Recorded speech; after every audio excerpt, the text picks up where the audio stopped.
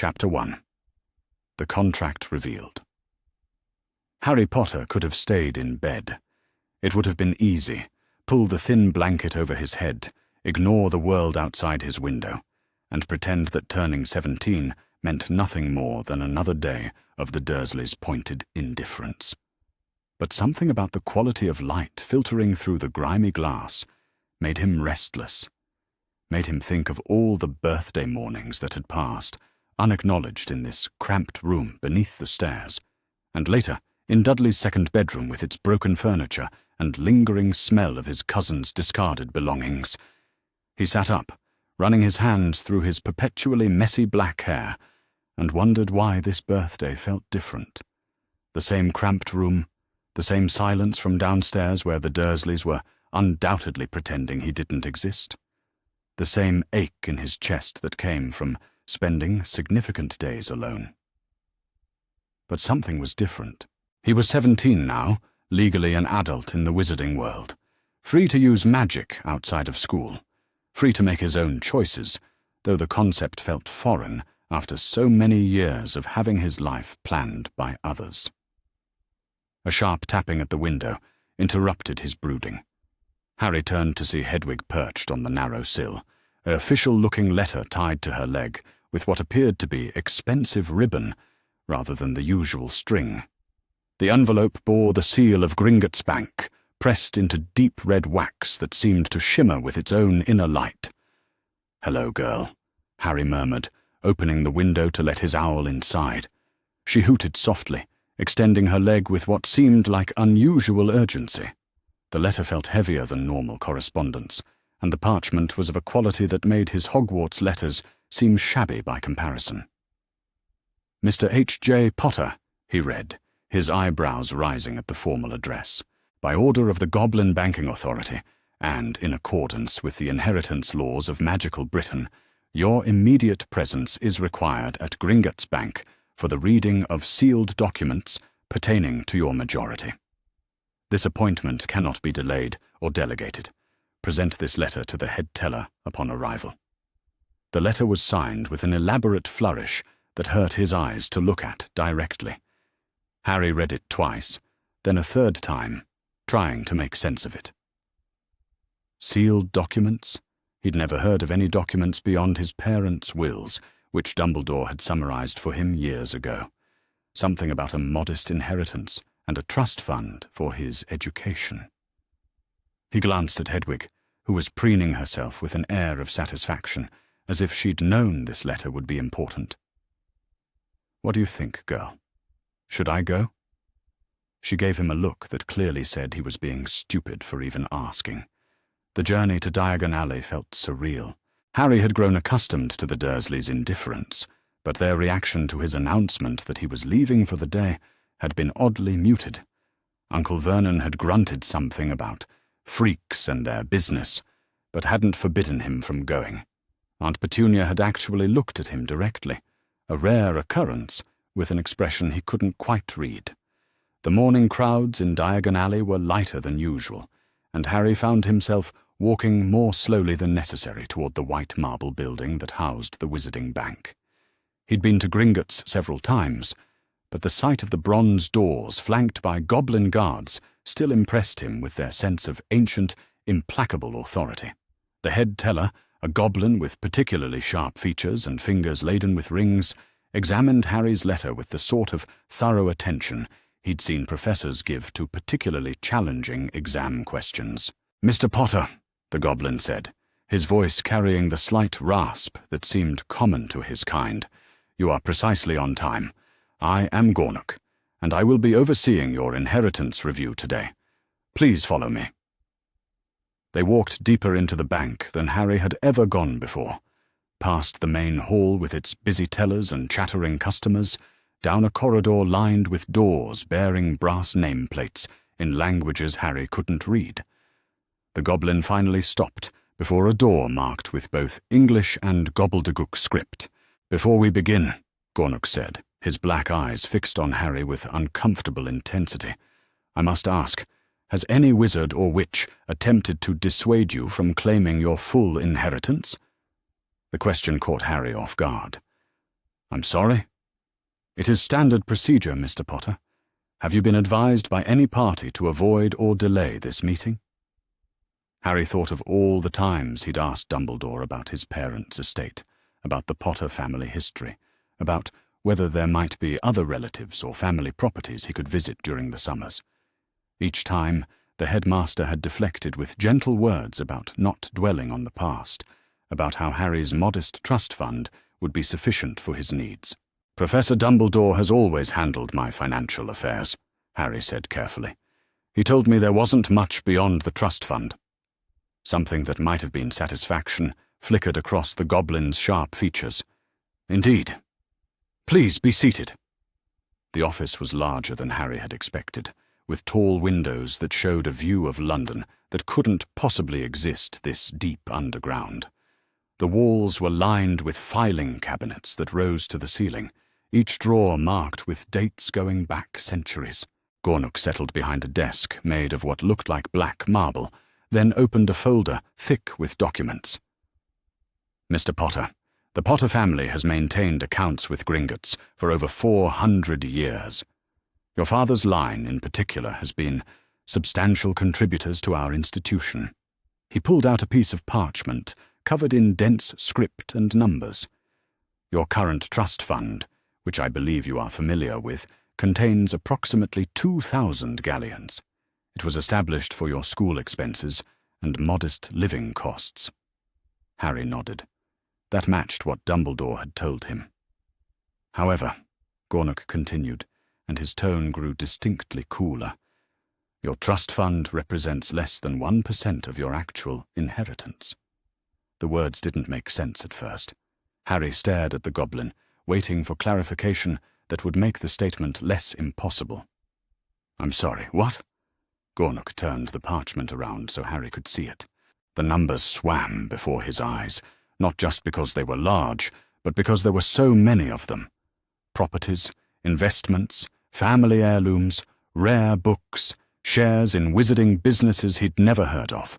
The Potter family estate, Gornock said, his voice taking on the tone of someone delivering a lecture, includes the family seat in Wales, 3 residential properties in London, shares in 12 businesses, including a controlling interest in a potions ingredients supplier, and liquid assets totaling just over 97,000 galleons. Harry's mouth had gone dry. But Dumbledore said, Professor Dumbledore, Gornock interrupted, and there was no mistaking the distaste in his voice, filed papers with this institution 17 years ago, requesting that your inheritance be sealed until such time as he deemed you mature enough to handle the responsibility. As your magical guardian, he had the legal authority to do so. Magical guardian? Harry's voice cracked slightly. I live with my aunt and uncle. Muggle guardianship and magical guardianship are separate legal concepts. Mr. Potter, Professor Dumbledore has held your magical guardianship since the night your parents died. However, now that you have reached your majority, that guardianship is automatically dissolved. Which means... The goblin pulled out another folder, this one even thicker than the first. We are required by law to present you with all documents that were sealed pending your majority. Gornock's expression became, if possible, even more satisfied. Including several that Professor Dumbledore specifically requested never be shown to you. Harry felt something cold settle in his stomach. What kind of documents? Instead of answering directly, Gornock opened the second folder and withdrew a piece of parchment that looked far older than anything else Harry had seen. The writing was in an archaic script, and the parchment itself seemed to glow faintly in the office's magical lighting. This, Gornock said, handling the document with obvious reverence, is a betrothal contract. The words hit Harry like a bludger to the chest. A what? A formal agreement between the Potter and Greengrass families, negotiated and signed by your grandmother, Dorea Potter, and Lord Greengrass in 1979. The contract binds the Potter heir, that would be you, to the eldest Greengrass daughter in your year at Hogwarts. Harry's vision seemed to narrow. The office, The goblin, the impossible parchment in front of him. Everything felt suddenly unreal. "That can't be legal," he managed. "I assure you it is entirely legal, Mr. Potter. Betrothal contracts are ancient magic, binding not just legally but magically. The contract specifies that it becomes active when both parties reach their 17th birthday, assuming both are unmarried and of sound mind." Gornock consulted another document. Miss Daphne Greengrass reached her majority 2 months ago. As of today, the contract is fully active. "But I've never even spoken to her," Harry protested, though even as he said it, he could picture Daphne Greengrass, a Slytherin in his year, blonde and reserved, someone who had always seemed to observe Hogwarts politics from a distance rather than participate. "The contract does not require prior acquaintance, Mr. Potter. It merely requires that both parties be who the document specifies them to be." Gornock's expression became almost gentle, as much as a goblin's expression could. "I should note that the contract includes several unusual provisions that suggest your grandmother was quite forward-thinking." "What kind of provisions?" Standard betrothal contracts of this era typically granted the male significant authority over the female. "This contract specifies equal partnership in all decisions, equal access to both family fortunes, and," he consulted the document again, "the right of either party to dissolve the engagement within the first year if they find themselves unsuited in temperament or affection." Harry stared at the parchment, trying to process what he was hearing. His grandmother, a woman he'd never known existed, had arranged his marriage to a girl he'd barely noticed at school. "Why didn't anyone tell me?" Gornock's expression hardened again. "Because Professor Dumbledore explicitly requested that this document be sealed. He felt it would be disruptive to your development to know about it." "He knew?" Harry's voice was barely above a whisper. "He knew, Mr. Potter. In fact, he visited our institution several times over the years to ensure the document remained sealed. The last such visit was 6 months ago, when he renewed his request that you never be informed of its existence." The cold feeling in Harry's stomach was spreading, making his hands shake. "But I'm 17 now. He can't keep it sealed anymore." "Correct. Which is why you are here today." Gornock closed the folder and leaned back in his chair. "I should inform you that Professor Dumbledore has been displeased by several of our recent policy changes regarding inheritance law. He has expressed concern that young wizards are not ready for the responsibilities that come with their full inheritance." "What are you telling me?" "I'm telling you, Mr. Potter, that several other families have discovered that their children's inheritances were sealed by Professor Dumbledore without their knowledge. It appears to be a pattern of behavior rather than an isolated incident." The room felt like it was spinning. Harry gripped the arms of his chair, trying to anchor himself to something solid while his world rearranged itself around this new information. "The Greengrass family," he said slowly. "Do they know about the contract?" "They were informed when Miss Greengrass reached her majority. I believe they have been expecting to hear from you." Harry closed his eyes, trying to imagine how that conversation might have gone. Surprise? Anger? Resignation? He couldn't even begin to guess how someone might react to learning they were betrothed to Harry Potter, the famous Harry Potter they'd never actually spoken to. "There's more, isn't there?" he asked, though he wasn't sure he wanted to know. Gornock nodded gravely. "The Potter family records contained several other documents that Professor Dumbledore requested be sealed. Letters from your parents, family histories, correspondence from relatives who wished to take custody of you after your parents' death. Each revelation felt like another blow. Other relatives wanted to take me. Several, Mr. Potter. Your father's cousin in Ireland, a great-aunt in Scotland. Even Andromeda Tonks, your mother's cousin by marriage, formally petitioned for custody." Gornock's voice became even more formal. "All petitions were denied by Professor Dumbledore in his capacity as your magical guardian, and all correspondence was sealed to prevent it from reaching you." Harry thought of all the summers at Privet Drive, all the years of believing he had nowhere else to go, no one else who might want him. The loneliness that had become such a familiar ache, he'd stopped noticing it most of the time. Why? His voice came out rough, almost angry. Why would he do that? That, Mr. Potter, is a question only Professor Dumbledore can answer. Gornuk's tone suggested he had his own opinions about Dumbledore's motivations, none of them charitable. What I can tell you is that Gringotts takes a very dim view of guardians who abuse their authority to isolate their wards from family and inheritance. The goblin stood up and walked to one of the tall filing cabinets, returning with a key that seemed to be made of silver and starlight. This is the key to your family vault, Mr. Potter. The real one, not the trust fund vault you've been accessing. Would you like to see your inheritance? The vault was nothing like the small, practical space where Harry had withdrawn money for school supplies. This was a cavern carved from living rock, filled with more gold than he could have imagined existed in the entire world. But what drew his attention weren't the neat stacks of galleons or the chests overflowing with precious gems. Along the walls stood glass cases containing books, jewelry, weapons, and artifacts that seemed to hum with their own magical energy.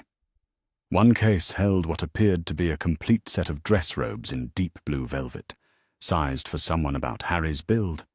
Another contained a collection of wands, not just any wands, but clearly family heirlooms passed down through generations.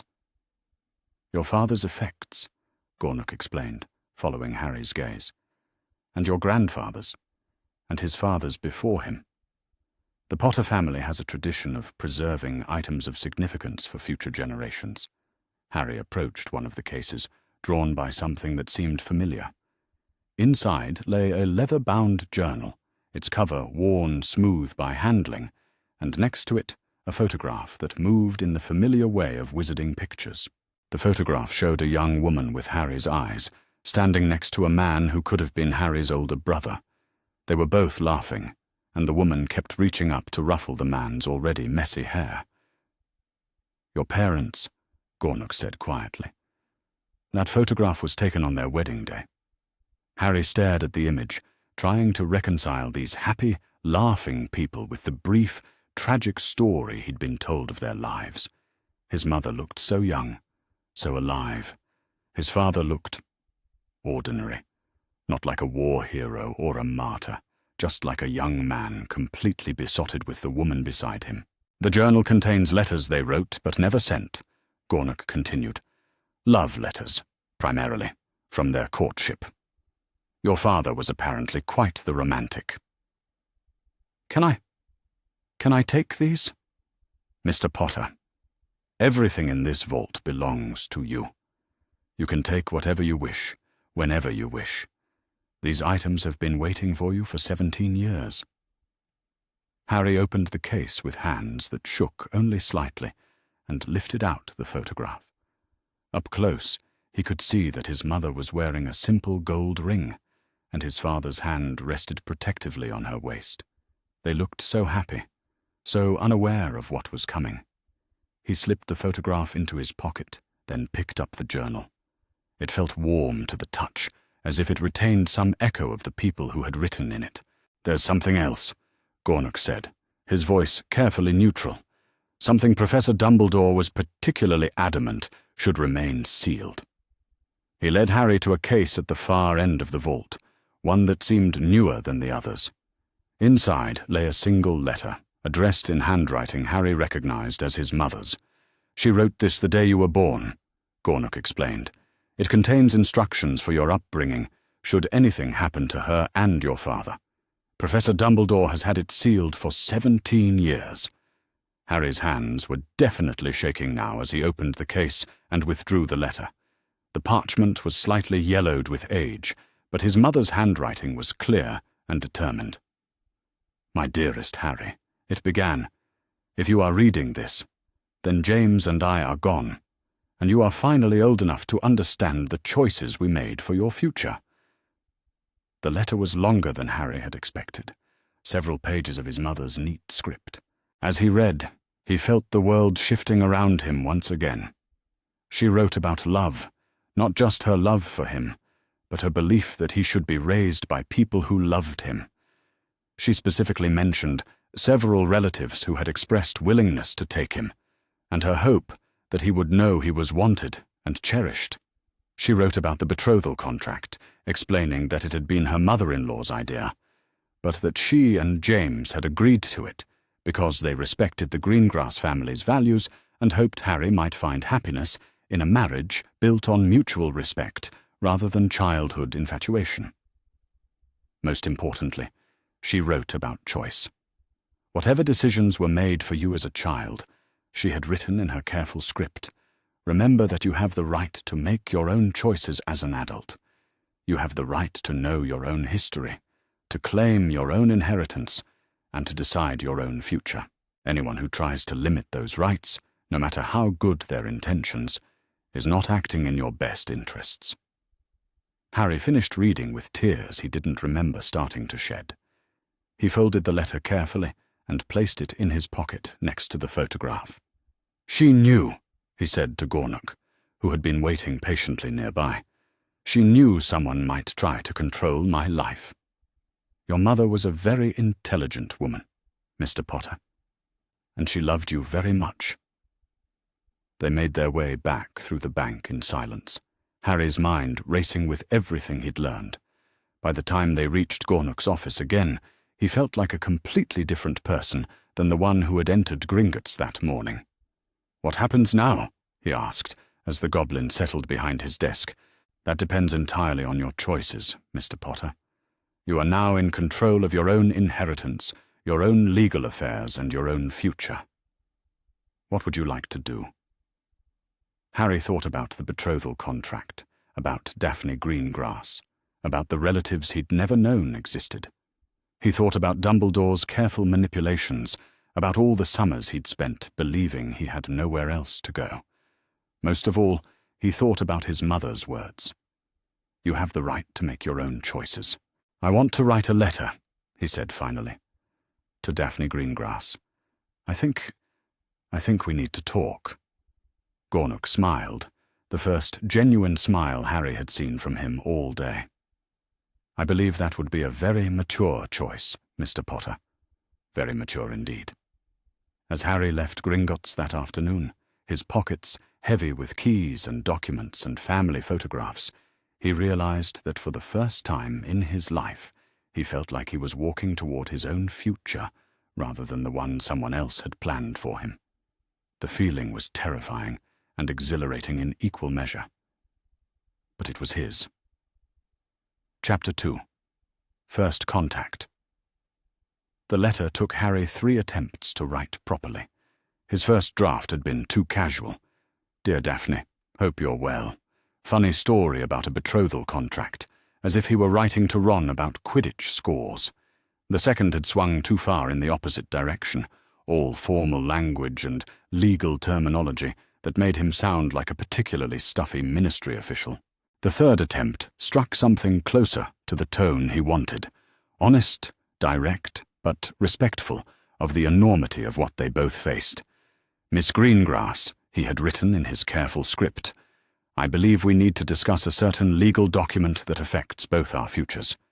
I learned of its existence only yesterday, and I imagine the situation is equally unexpected for you. If you're willing to meet, I suggest a public location where we can speak privately. Perhaps the Leaky Cauldron tomorrow at 2 o'clock? I understand if you prefer not to meet at all, but I hope you'll consider it. We should at least have the chance to discuss this situation as the people actually involved in it. Yours, Harry Potter. He'd signed it simply, without his usual messy flourish, trying to convey sincerity through restraint. The letter felt inadequate. How did one request a meeting with one's accidental fiancé? But it was the best he could manage. Hedwig had returned within 2 hours, carrying a response written in handwriting so precise it looked like calligraphy. Mr. Potter, it read, I suggest the private dining room at Florian Fortescue's instead. Less crowded, and the proprietor owes my family a favor. 2 o'clock tomorrow is acceptable. I assume you understand the delicacy of this situation. D. Greengrass. The reply was efficient, intelligent, and told him almost nothing about what she was thinking. Which, Harry reflected, as he read it for the dozenth time, was probably entirely intentional. He spent the evening pacing his small room at the Dursleys, trying to imagine how their conversation might go. In his most optimistic scenario, they would find some common ground, perhaps even the beginning of friendship. In his most pessimistic, she would hex him on sight for his presumption in contacting her at all. The truth, he suspected, would fall somewhere between those extremes. But then again, he'd thought he understood his own life yesterday morning, and look how that had turned out. The next afternoon found him standing outside Florian Fortescue's ice cream parlour, 15 minutes early, wearing his least shabby robes, and fighting the urge to turn around and walk away. Through the window, he could see the main dining area was busy with families enjoying late lunch and children sticky with ice cream. But a discreet side door led to what he assumed were the private rooms Daphne had mentioned. She arrived precisely at 2 o'clock, and Harry's first thought was that she looked different outside the context of Hogwarts. Without her school robes and surrounded by chattering classmates, Daphne Greengrass appeared both younger and more self-possessed than he remembered. Her blonde hair was pulled back in a simple style that emphasized the sharp intelligence in her pale blue eyes, and she carried herself with the unconscious poise that seemed bred into pure-blood children. "Mr. Potter," she said, with a slight nod as she approached. Her voice carried the crisp accent of someone who had learned to speak properly before she learned to speak naturally. "Miss Greengrass," Harry replied, then felt immediately foolish for the formality. "Thank you for agreeing to meet." She studied his face for a moment, and Harry had the unsettling feeling he was being evaluated according to criteria he couldn't guess at. "Shall we go inside?" she asked finally. "I've arranged for a private room." The proprietor, a thin man with nervous hands and a grateful smile, led them to a small dining room at the back of the establishment. The space was intimate without being romantic. A round table, comfortable chairs, and windows that looked out onto a small garden. Someone had already brought tea and a selection of pastries that looked far more elegant than anything Harry had seen at Hogwarts. They settled into their chairs with the careful politeness of two people who knew they were about to have a potentially life-altering conversation. "I assume," Daphne said without preamble, "that your discovery of the contract was as recent as your letter suggested?" "Yesterday," Harry confirmed. "I went to Gringotts for my majority review and learned that rather a lot had been kept from me." Something flickered across her expression. Surprise, perhaps, or recognition. How much of rather a lot? Harry found himself telling her more than he'd planned to, about the sealed inheritance, the hidden relatives, the pattern of manipulation that seemed to surround every major decision in his life. She listened without interrupting, her pale eyes never leaving his face. "Dumbledore," she said, when he finished. It wasn't a question. "You don't sound surprised." Daphne picked up her teacup, cradling it between her hands, as if drawing warmth from it. "My family has had concerns about the headmaster's methods for some time. This simply confirms what we suspected." "Which is?" "That he believes himself qualified to make decisions for other people's children." Her voice carried a note of distaste that suggested this was a subject of some importance to her. "My parents mentioned once that several families had found their children's inheritance matters handled in ways they hadn't authorized." Harry thought of all the relatives who might have taken him in, all the summers he could have spent somewhere other than Privet Drive. "And the contract? When did you know about it?"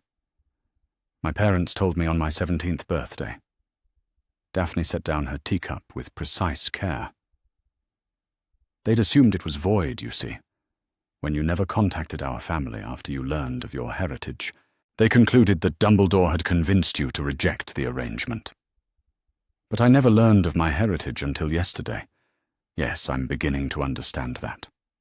She studied him again with that evaluating look. They were rather puzzled by your silence, actually. The Harry Potter they expected would have at least acknowledged the contract, even if he chose not to honor it. Harry felt heat rise in his cheeks. I'm sorry. I didn't know. You needn't apologize for not knowing what you weren't told, Daphne interrupted, though her tone wasn't unkind. The fault lies elsewhere. They sat in silence for a moment, the weight of their situation settling between them like a third presence at the table. So, Harry said finally, what do we do now? Daphne raised an eyebrow. What do you want to do? The question caught him off guard. After 17 years of having his choices made for him, being asked what he actually wanted felt almost foreign. I suppose I want to understand what this means, he said slowly. The contract, I mean. What it requires, what it allows. What happens if we don't? If we don't suit? Daphne's mouth curved slightly. Not quite a smile, but something warmer than her previous expression. The contract includes provisions for dissolution within the first year, if both parties agree they're incompatible. Both parties? It requires mutual agreement, rather progressive for a document written in 1979, actually. She pulled a folded parchment from her robes and placed it on the table between them. I brought a copy, in case you wanted to review the specific terms. Harry unfolded the parchment, recognizing his grandmother's careful script from the original he'd seen at Gringotts. Reading it again, with Daphne sitting across from him as a real person rather than an abstract concept, made the whole situation feel both more real and more surreal. Equal partnership in all decisions, he read aloud. Equal access to both family fortunes. The right to dissolve the engagement if unsuited in temperament or affection. He looked up at her. Your family was comfortable with these terms? My grandmother negotiated them with yours, Daphne said. Both women were apparently more forward-thinking than the usual pure-blood matriarchs. The standard contract would have given you significantly more authority over my choices and property. I wouldn't want that anyway, Harry said quickly. Daphne tilted her head slightly, studying him. Wouldn't you?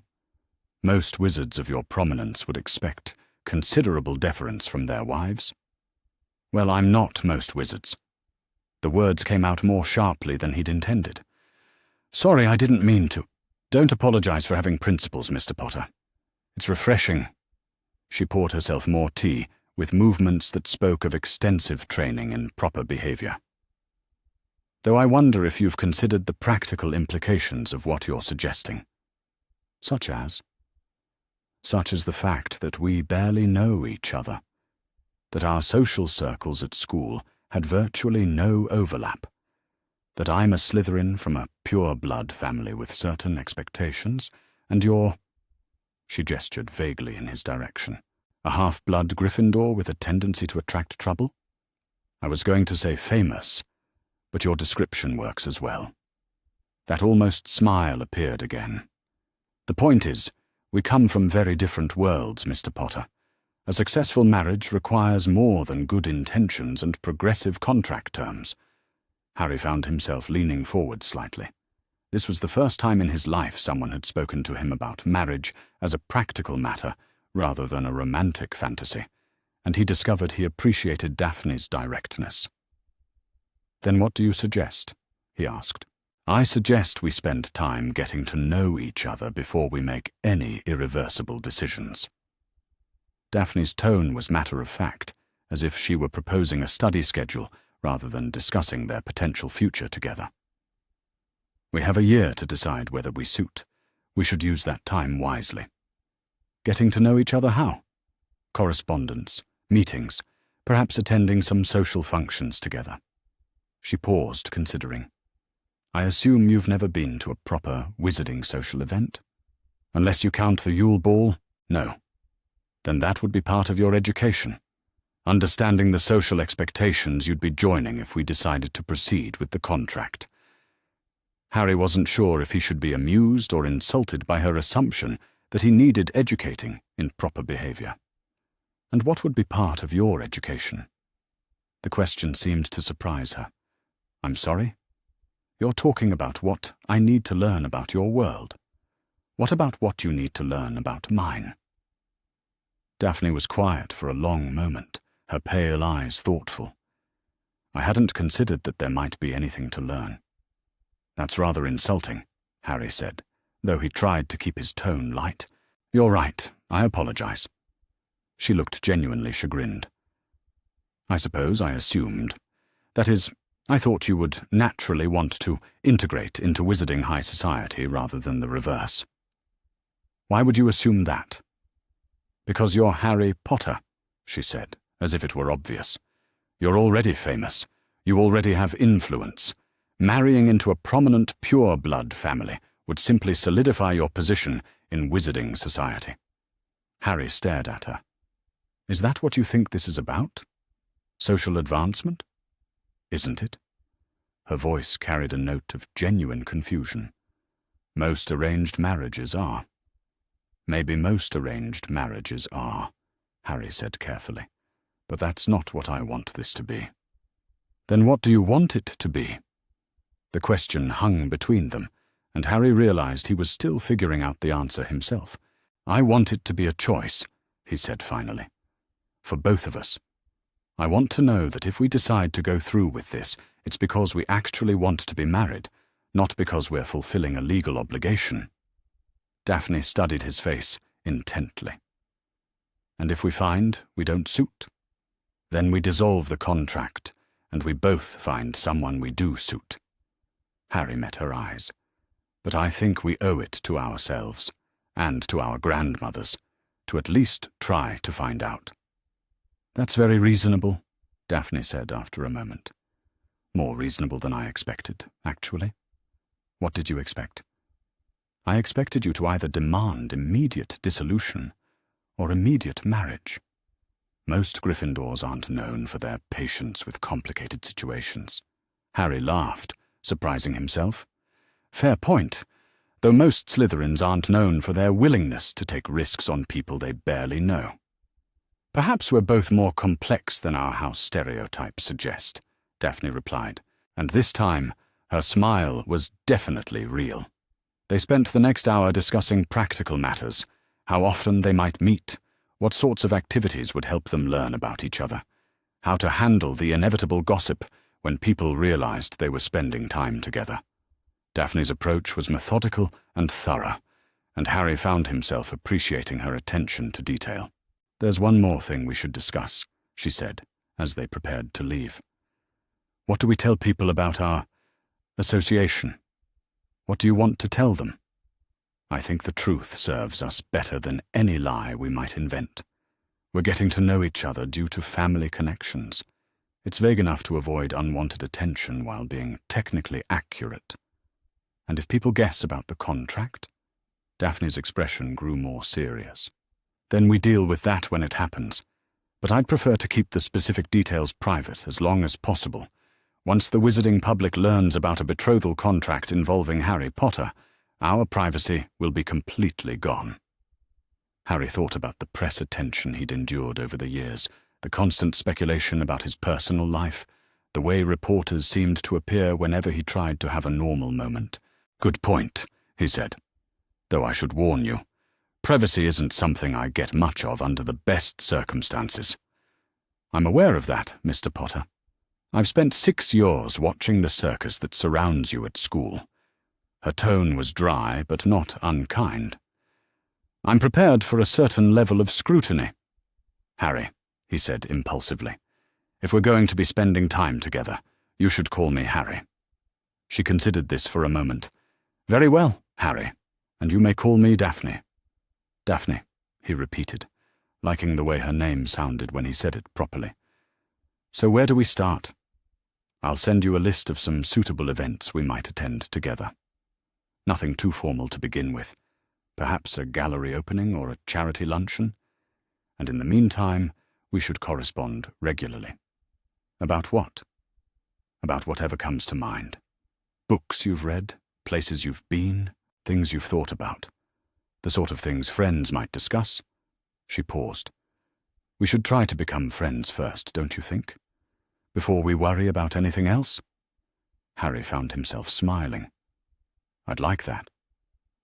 They parted with a handshake that felt oddly formal given the intimacy of their conversation, but Harry noticed that Daphne's grip was firm and her hands were steady.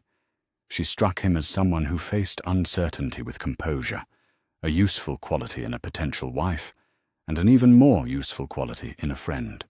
Walking back through Diagon Alley afterward, Harry reflected on how different the meeting had been from his expectations. Daphne wasn't the cold, haughty, pure-blood princess he'd vaguely imagined from seeing her at school. She was intelligent, direct, and refreshingly honest about the complexities of their situation. More than that, she seemed to understand that they were both people with choices to make, rather than pawns in someone else's game. After a lifetime of having his decisions made for him, that understanding felt like the most precious gift she could have offered. His pocket felt warm where he'd tucked away her copy of the contract, and for the first time since leaving Gringotts yesterday, Harry found himself curious about the future, rather than simply dreading it. Perhaps, he thought, as he made his way back toward the leaky cauldron, being legally bound to get to know Daphne. Greengrass wasn't the worst thing that could have happened to him. In fact, it might be the first genuinely good thing in quite a long time. The letter from Daphne arrived the next morning, written in her careful script on expensive parchment that smelled faintly of lavender. Harry, it began, and he appreciated that she'd taken his suggestion about informality to heart. I've given some thought to our conversation yesterday, and I believe I owe you a more complete explanation of my family's position on this matter. The contract was never meant to trap either of us in an unwanted marriage. Our grandmothers were close friends despite their different houses, and they hoped their grandchildren might find happiness together. However, they were both pragmatic women who understood that affection cannot be arranged, only encouraged. My parents have made it clear that my happiness is more important to them than any social advantage this marriage might bring. They want me to make my own choice, just as you want to make yours. I find myself curious about you, Harry Potter, not the famous version, but the person I met yesterday, who asked thoughtful questions and listened to my answers. Perhaps we can be friends first and decide about the rest later. I'm enclosing invitations to 2 events next week that might serve as suitable outings for us to continue getting acquainted. Both are small, private affairs, where we can speak freely without excessive attention. I look forward to your reply. Daphne Harry read the letter twice, then smiled as he reached for his quill. For the first time in his life, he was looking forward to getting to know someone new, not because he had to, not because someone else expected it of him, but because he genuinely wanted to. It felt like the beginning of something important, something that belonged entirely to him. Chapter 3. Getting to Know You. The gallery opening. Daphne had suggested was everything Harry had expected, and nothing he had prepared for. He arrived at the small wizarding art gallery in Diagon Alley, wearing his best robes, which, he realized with a sinking feeling as he saw the other guests, were approximately equivalent to everyone else's casual afternoon wear. The space was filled with witches and wizards who moved through the exhibits with the easy confidence of people who belonged in such places, their conversations a low murmur of cultured voices discussing technique and symbolism with casual expertise. Harry lingered near the entrance, questioning every decision that had led him here, until he spotted Daphne near a painting that seemed to be having an animated discussion with its observer. She looked perfectly at ease, in a way that made Harry acutely aware of his own discomfort.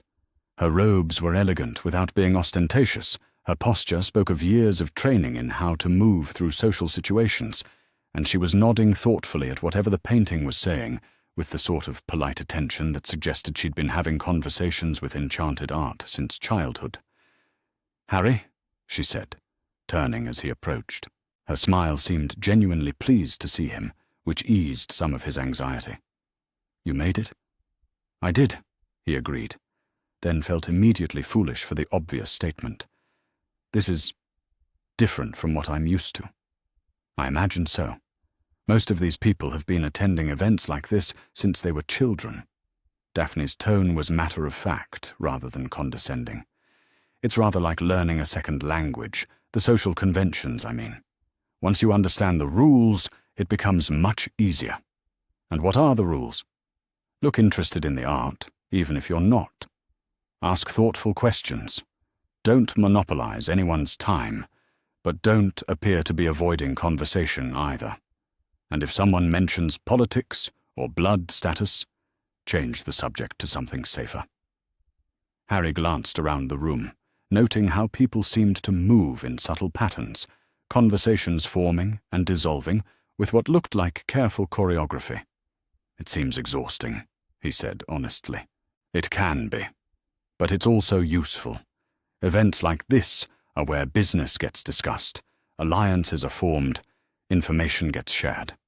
My father says more important decisions are made at gallery openings than in official meetings. Is that why you come to these? Daphne considered the question, her pale eyes thoughtful. Partly.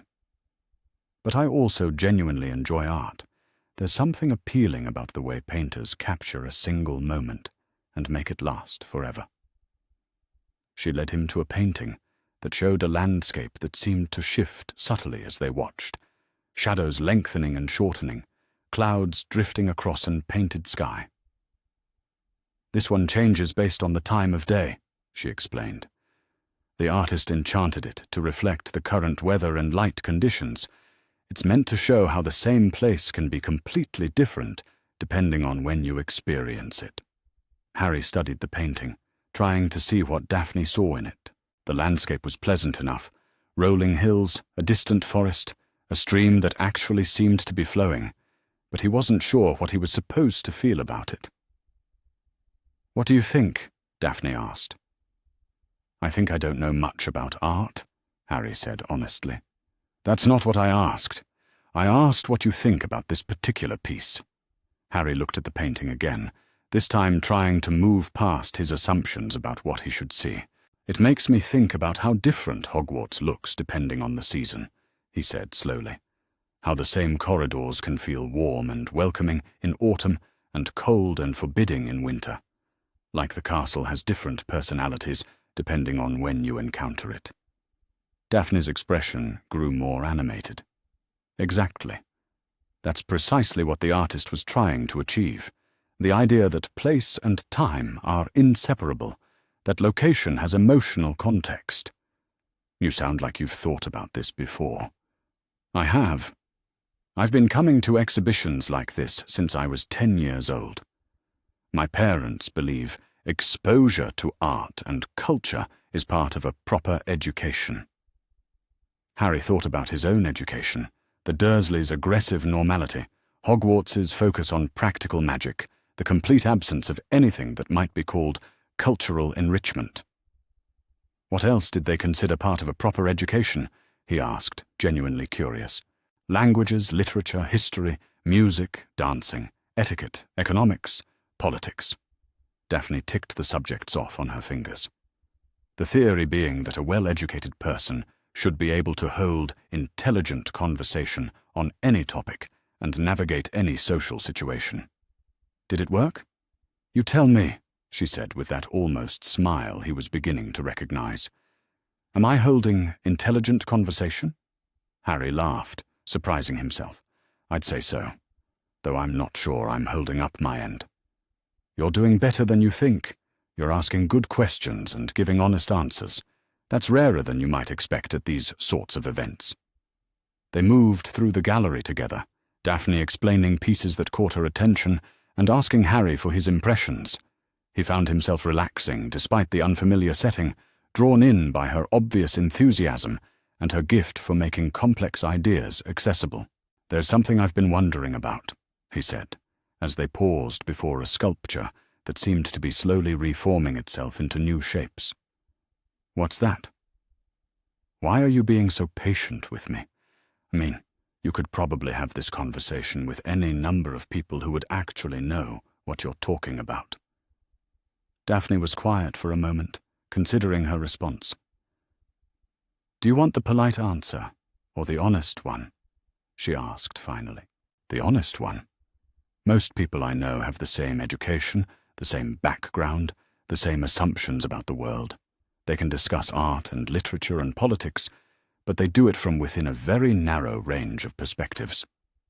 She turned to face him fully. "You see things differently, because you've experienced things differently. That makes for more interesting conversation than someone who simply agrees with everything I say, because we learned it from the same tutors." Harry felt something warm settle in his chest, the unfamiliar sensation of being appreciated for who he was, rather than who people expected him to be. "Plus," Daphne added with a slight grin, "you're the first person I've met who admits when they don't understand something instead of pretending expertise they don't possess." "I've had a lot of practice not understanding things," Harry said dryly. "Haven't we all? The difference is, you're honest about it." They spent another hour at the gallery, and by the time they left, Harry felt like he'd glimpsed an entirely different world. Not just the world of wizarding high culture, but Daphne's world, the environment that had shaped her into the thoughtful, articulate person she was proving to be. "Would you like to get coffee?" she asked as they emerged onto the cobblestone street. "There's a cafe nearby that's usually quiet this time of day." "I'd like that," Harry said, and meant it completely. The cafe was small and warm, with mismatched chairs and the comfortable clutter of a place that prioritized atmosphere over appearance. They found a corner table away from the few other customers and settled in with steaming cups and pastries that looked almost too elaborate to eat. "So," Daphne said, wrapping her hands around her cup in a gesture that had become familiar to Harry, "tell me about something you're passionate about." "I'm not sure I have anything that counts as a passion," Harry said honestly. "Everyone has passions. They might not be what others expect, but they exist." Daphne leaned forward slightly. "What do you do when you have free time, and no one is expecting anything from you?" Harry thought about it. The question was harder than it should have been. Most of his life had been structured around other people's expectations and demands. "I like flying," he said finally. "Not just Quidditch, though, that's part of it. But just being in the air. There's something about being up there where everything looks different, where you can see patterns and connections that aren't visible from the ground." "That sounds like a passion to me." "It's not very intellectual," Harry said, feeling slightly embarrassed. "Who says passions have to be intellectual? Besides, I think there's more to it than just the physical experience of flying. Tell me what you mean about patterns and connections." Harry found himself trying to put into words something he'd never really examined consciously. "When you're flying over Hogwarts, you can see how all the parts of the castle connect to each other. Courtyards that seem isolated from the ground are actually connected by covered walkways. Towers that look like they're separate structures are really part of a larger design." He paused, searching for the right words. "And when you're flying over the countryside, you can see how rivers have shaped the land, how roads follow natural contours, how everything fits together in ways that aren't obvious when you're in the middle of it." Daphne was nodding slowly. "That's quite philosophical, actually. You're talking about perspective. How changing your viewpoint reveals hidden truths about familiar things." "I suppose I am," Harry said, surprised by the insight. "Have you ever thought about applying that perspective to other things? Not just physical landscapes, but social or political situations?" "What do you mean?" "Well, you mentioned earlier that you've spent most of your life having decisions made for you by other people. That's one perspective on your situation, the ground-level view, so to speak. But what would you see if you could get some altitude on it? What patterns might become visible?" Harry considered the question, thinking about everything he'd learned at Gringotts, about the careful manipulations that had shaped his entire life. "I think I'd see that most of the choices I thought I was making weren't really choices at all," he said slowly. like how my friends were all people who happened to be in the right place at the right time, or how I always ended up back at the Dursleys no matter how much I hated it there, or how I never questioned why Dumbledore always seemed to know exactly what I was thinking. And what does that suggest to you? That someone was planning my flight path without telling me, Harry said, and felt a chill at his own words. Daphne reached across the table and touched his hand briefly, a gesture of comfort rather than romance, but it steadied him nonetheless. "I'm sorry," she said quietly. "I didn't mean for that realization to be so unsettling. No, it's actually helpful. I've been feeling like everything in my life has been out of my control, but I couldn't see the shape of it until you asked me to think about it differently. And now that you can see the shape?" Harry met her eyes, appreciating the careful attention she was paying to his answer. "Now I want to learn how to choose my own flight path." Something shifted in Daphne's expression. Surprise, perhaps, or recognition. "I think that's the most Gryffindor thing you've said since I've known you," she said. "Is that good or bad?" "It's honest, and honesty is always good, even when it's inconvenient." They talked for another hour, the conversation ranging from Quidditch to literature, to the peculiar politics of Hogwarts house dynamics. Harry found himself telling Daphne things he'd never shared with Ron or Hermione, not because they were more personal, but because she asked different questions and listened to his answers in a way that made him feel heard rather than simply tolerated.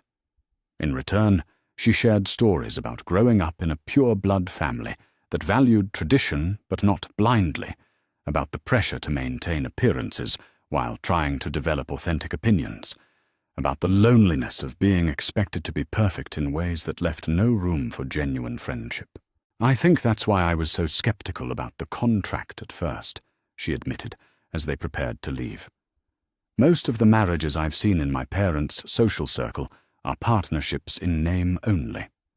Arrangements for mutual benefit where genuine affection is considered a pleasant bonus, but not a necessity. And now? Now I think our grandmothers might have been wiser than I gave them credit for. They chose people they thought might actually like each other, not just people who would produce advantageous alliances." Harry felt that warm feeling in his chest again, stronger this time. "I like you," he said impulsively, then felt his cheeks heat with embarrassment at the simple declaration. Daphne's smile was the brightest he'd seen from her yet. "I like you too, Harry Potter. Quite a bit more than I expected to." They parted with plans to meet again in a few days, and Harry walked back through Diagon Alley with the unfamiliar sensation of looking forward to seeing someone he was getting to know, rather than dreading obligations to people who expected things from him. It wasn't until he was nearly back to the Leaky Cauldron that he noticed the familiar figure in purple robes standing near the entrance to Knockturn Alley, watching him with sharp, calculating eyes. Kingsley Shacklebolt nodded at him politely, but there was something in the aura's expression that made Harry's newly relaxed mood evaporate. He'd been found. Whatever freedom he'd been enjoying over the past few days was about to end. The realization hit him like a bludger to the chest. He'd been so focused on his growing friendship with Daphne that he'd forgotten about the larger game being played around him. Dumbledore might not know about the contract yet, but he certainly knew that Harry had left Privet Drive, and he would want answers. Harry quickened his pace, his mind already racing ahead to the confrontation that was surely coming. Albus Dumbledore stood in the cramped sitting room of number 4, Privet Drive, studying the faces of the 3 muggles who had been Harry's guardians for the past 16 years.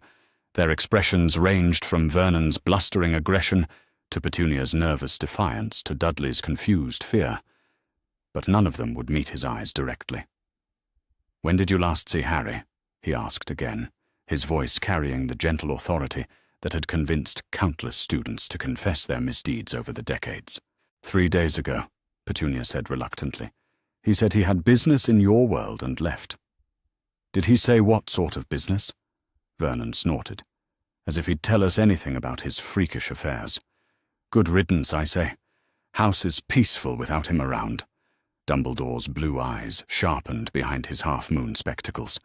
In all his years of dealing with the Dursleys, he'd grown accustomed to their casual cruelty toward Harry, but Vernon's obvious relief at the boy's absence was more concerning than usual.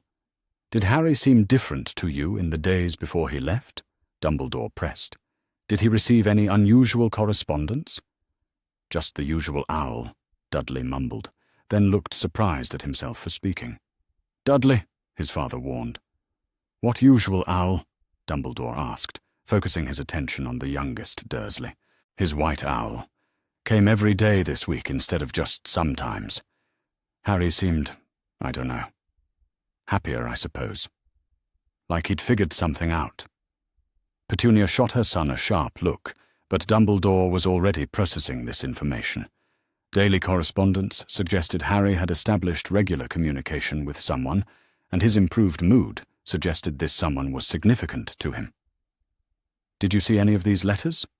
"No," Petunia said quickly. "Harry keeps his freakish business to himself." But Dumbledore had spent decades reading between the lines of what people didn't say, and Petunia's tone suggested she knew more than she was admitting. "Mrs. Dursley," he said gently, "Harry's safety depends on our understanding his current situation. If you've observed anything at all that might help us locate him, I need you to share it." Petunia's thin face went pale, but she lifted her chin with something that might have been defiance. "He's 17 now, isn't he? That means he's an adult in your world. Maybe he doesn't want to be found." The words hung in the air between them, and Dumbledore felt a chill that had nothing to do with the temperature in the stuffy room. In all his careful planning, he'd never seriously considered that Harry might choose to disappear entirely. "Thank you for your time," he said formally, already turning toward the door. He apparated directly from the Dursleys' front garden to Grimmauld Place, where he found several Order members waiting for him, with expressions that confirmed his growing fears. "Any luck?" Kingsley asked without preamble. "Some. Harry left Privet Drive 3 days ago of his own volition, apparently in good spirits. He'd been receiving daily correspondence from someone, which suggests he's established a relationship we weren't aware of." Dumbledore settled into his chair at the head of the kitchen table, suddenly feeling every one of his 115 years. "What have our other inquiries revealed?" "He's been spotted in Diagon Alley several times over the past few days," Tonks reported. "Always alone, but dressed well and carrying himself like he had somewhere important to be. Any pattern to his activities?" "He visited Gringotts 2 days ago and spent several hours there," Kingsley said.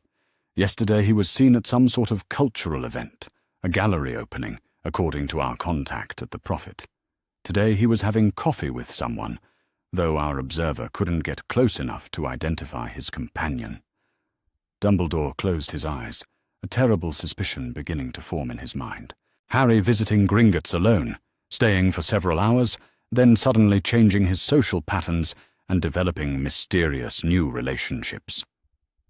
"Kingsley, I need you to contact Gringotts immediately. Find out exactly what Harry accessed during his visit and whether any sealed documents were released." "Sealed documents?" "Documents that were sealed pending his majority. If my suspicions are correct, Harry has learned things I hoped he would not discover for several more years." The Order members exchanged glances, but Kingsley nodded grimly. "I'll go immediately." "What sort of things?" Tonks asked after Kingsley had left. Dumbledore was quiet for a long moment, weighing how much to reveal.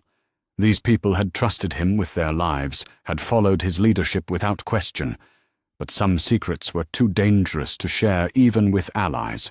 Harry's inheritance includes certain complexities that I felt would be disruptive to his development if revealed too early, he said carefully.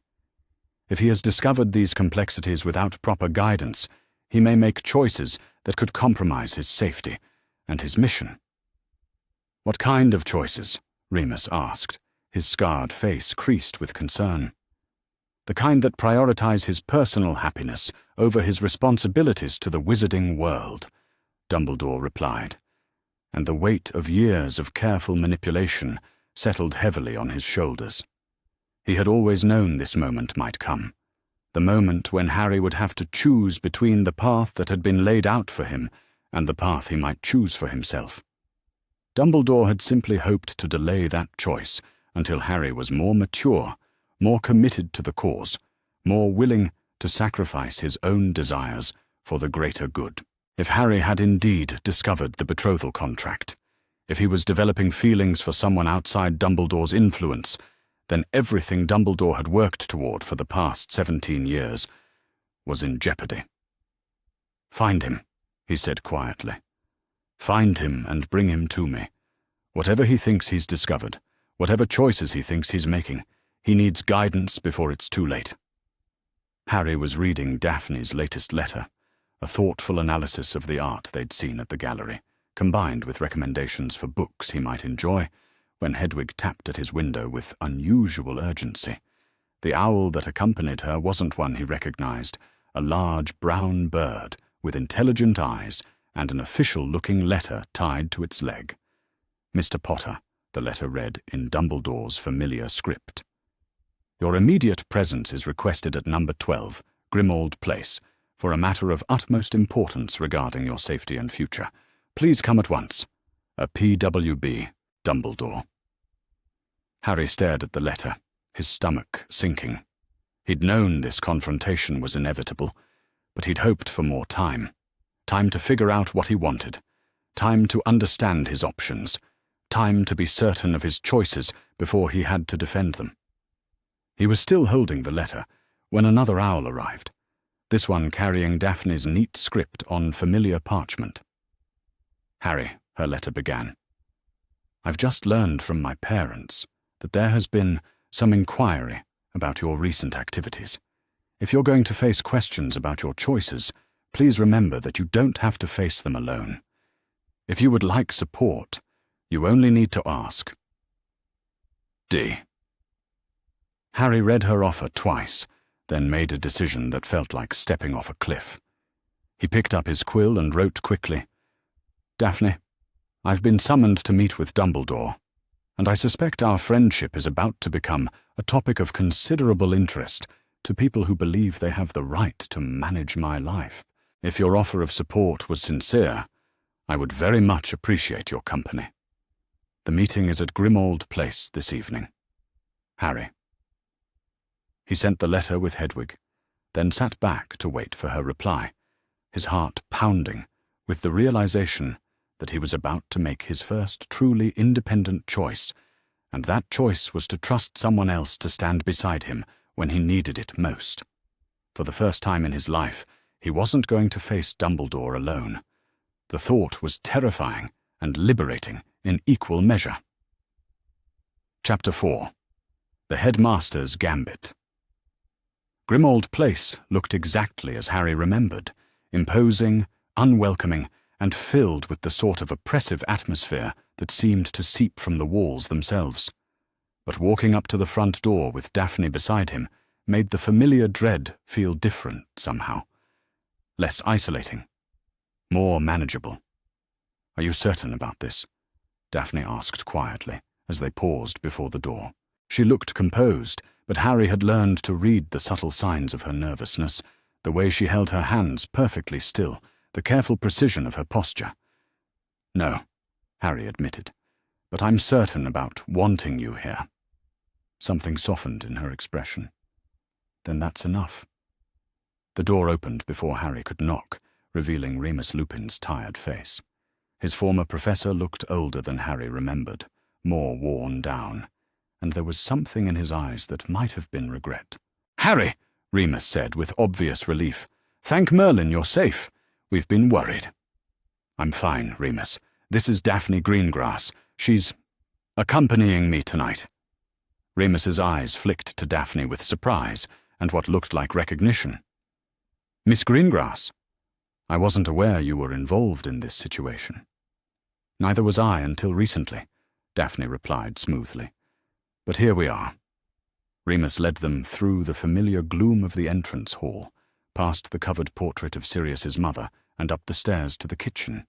Harry had spent enough time in this house during the war to know its rhythms, but having Daphne beside him made everything feel different, as if he were seeing the place through her eyes as well as his own.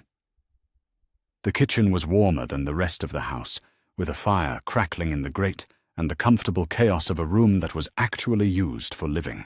Dumbledore sat at the head of the long table, and Harry was struck by how deliberately the scene had been arranged. The headmaster in his purple robes with his long silver beard, bowls of sweets scattered across the table, the warm lighting that made everything seem cozy and inviting.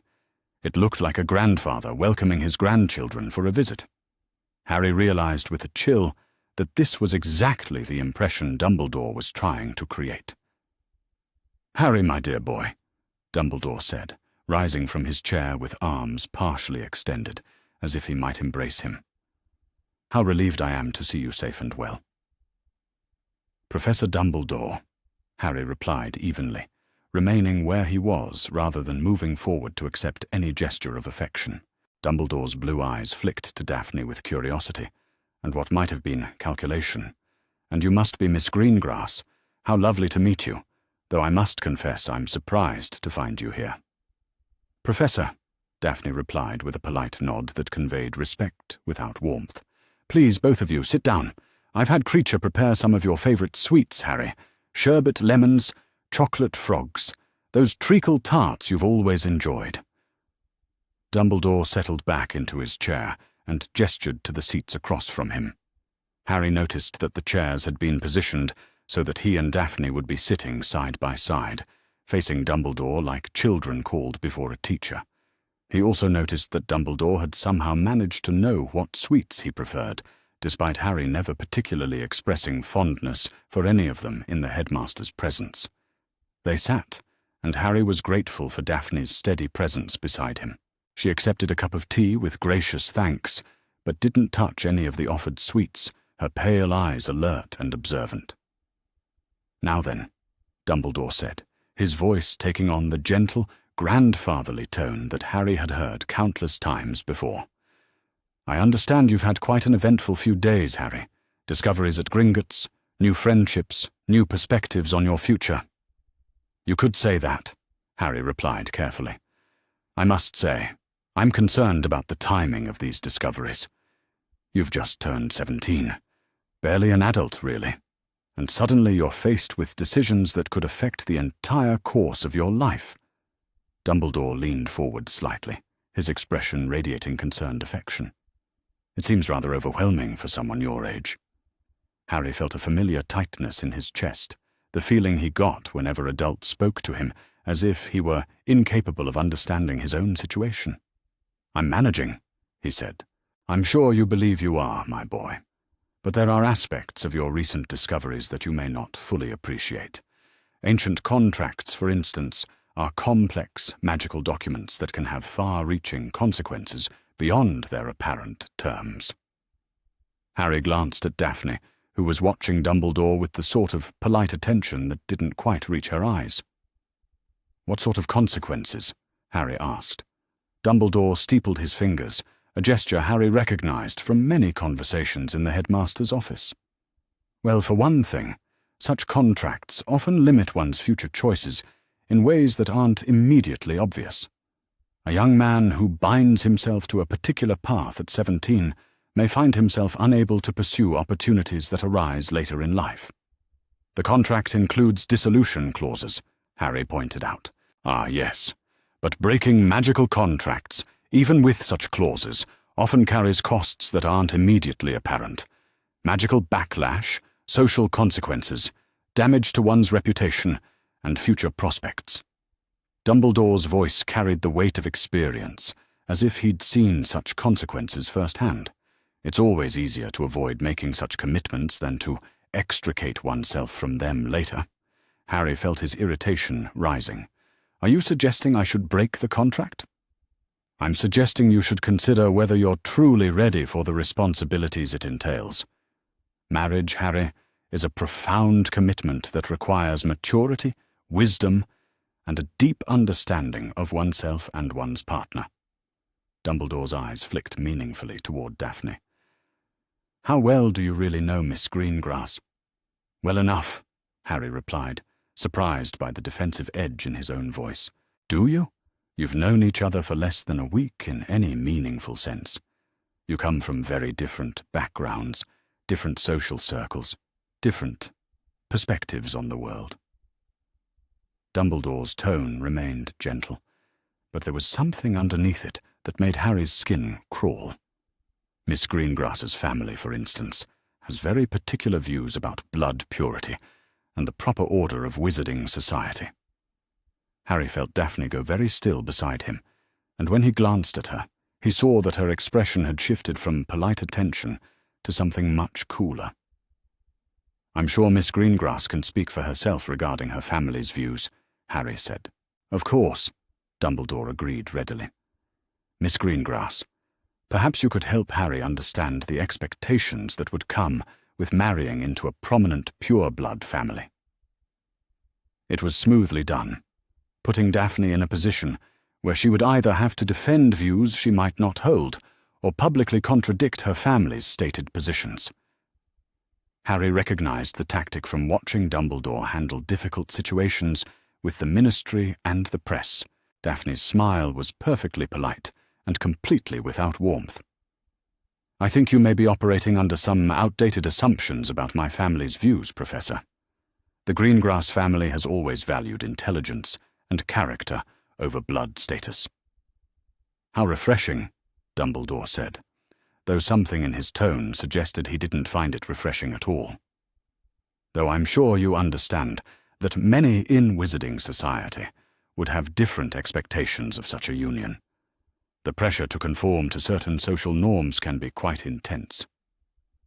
Harry has never struck me as someone who bends easily to social pressure, Daphne replied calmly. No, indeed. That's part of what makes this situation so concerning. Dumbledore turned back to Harry, his expression growing more serious. You have a tendency, my dear boy, to make decisions based on emotion rather than careful consideration. Your need to save others, your impulse to act when you see injustice, your desire to protect those you care about, these are admirable qualities, but they can also lead you into commitments you're not prepared for. Harry felt his hands clench into fists under the table. You're saying I can't be trusted to make my own decisions. I'm saying you're 17 years old, and you've spent most of your life isolated from normal social development. The idea of having someone care for you, of belonging to a family, of having security and affection, these things would naturally be appealing to you. But that doesn't mean acting on that appeal is wise. The words hit harder than Harry had expected, not because they were cruel, but because they contained just enough truth to sting. He had spent most of his life lonely and isolated. The idea of belonging somewhere, of being wanted, was appealing to him. But that wasn't why he was here with Daphne. You're right that I've been isolated, Harry said slowly. But you're wrong about why I'm considering honoring the contract. Oh? Then please, enlighten me. Harry looked at Daphne, who gave him the slightest of nods, a gesture of support and encouragement. I'm considering it because, for the first time in my life, I'm getting to know someone without having our relationship managed and manipulated by other people. Because Daphne treats me like a person, instead of a symbol or a problem to be solved. Because she asks me what I think, instead of telling me what I should think. Dumbledore's expression grew more serious. Harry, I understand that you might feel I've been overly involved in your life decisions. But everything I've done has been for your own protection and development. Has it? Harry felt his voice rising slightly. Was keeping me away from my relatives, who wanted to take me in for my protection? Was hiding my inheritance for my development? Was making sure I never learned about the contract for my own good? The Dursleys provided you with protection that no magical family could offer, Dumbledore said firmly. Your mother's sacrifice created a blood ward that has kept you safe for 17 years. As for your inheritance and the contract, I felt you needed to mature emotionally before facing such complex decisions. I needed to mature, or you needed me to be grateful enough and dependent enough that I wouldn't question your decisions? The silence that followed Harry's question was thick with tension. Dumbledore's expression remained patient and concerned, but something flickered behind his eyes that made Harry think of a chess player whose opponent had made an unexpected move. "Harry," Dumbledore said gently, "you're upset, and understandably so. Learning about long-kept secrets can be disorienting and painful, but I hope you can see that my concern comes from a place of genuine care for your well-being." "Your concern," Daphne said quietly, speaking for the first time in several minutes, "seems to focus primarily on ensuring Harry makes the choices you would make for him, rather than supporting him in making his own choices." Dumbledore turned to her with renewed attention. "Miss Greengrass, surely you can understand the delicate nature of Harry's situation. He's not just any young man. His decisions affect not just himself, but potentially the entire wizarding world. With such stakes, is it really wise to encourage him to act on impulse and emotion?" "I'm not encouraging him to act on impulse," Daphne replied calmly. "I'm encouraging him to gather information, consider his options, and make informed choices based on his own values and priorities. That seems like the opposite of impulsiveness to me. And what if his choices put him in danger? What if they compromise his ability to fulfill his responsibilities to our world?" "What responsibilities?" Harry asked sharply. "The war is over. Voldemort is dead. What responsibilities am I supposedly shirking by getting to know someone I might want to marry?" Dumbledore was quiet for a long moment, and Harry had the distinct impression that the headmaster was choosing his words very carefully. "There are always new threats, Harry. Always new challenges that require someone with your unique abilities and moral courage. By tying yourself to specific commitments, marriage, family obligations, social expectations, you limit your ability to respond to those challenges as they arise. So I should remain alone and unattached in case you need me to fight your battles. Not my battles, Harry. Everyone's battles. For how long?" Harry's voice was getting louder now, and he could feel 17 years of suppressed anger beginning to surface. "How long am I supposed to put my own life on hold for the greater good? How many more years am I supposed to sacrifice for people who've never asked me what I want?" "Harry, no," Harry said, standing up abruptly. "I'm done. I'm done being managed and manipulated, and told what's best for me by people who don't seem to care what I actually want." Dumbledore rose as well, his expression growing more urgent. "Harry, please, sit down. Let's discuss this calmly. We've been discussing it calmly for the past hour, and you haven't heard a word I've said. You keep talking about my responsibilities and my destiny and my duty, but you never once asked me what I want for my own life. What you want isn't always what's best for everyone else. I know. I've been hearing that my entire life." Harry felt Daphne stand beside him, her presence steadying but not restraining. "But maybe what's best for everyone else isn't always what's best for me. And maybe, for once in my life, I'd like to make decisions based on what I want, instead of what other people need from me." Dumbledore's expression grew genuinely pained. "Harry, I never wanted you to feel burdened by your gifts and your responsibilities. But the reality is that you are who you are, and with that comes certain obligations." "Says who? Says you? Says the wizarding world that never asked me if I wanted to be their savior?" Harry felt his magic crackling around him, responding to his emotional state. "I never chose any of this. I never asked to be famous or important or responsible for everyone else's safety, and I'm not going to keep sacrificing my chance at happiness because other people are uncomfortable with me making my own choices." "And what about Miss Greengrass's happiness?" Dumbledore asked, his tone growing sharper. "Are you certain that binding herself to someone with your complications is truly in her best interest?"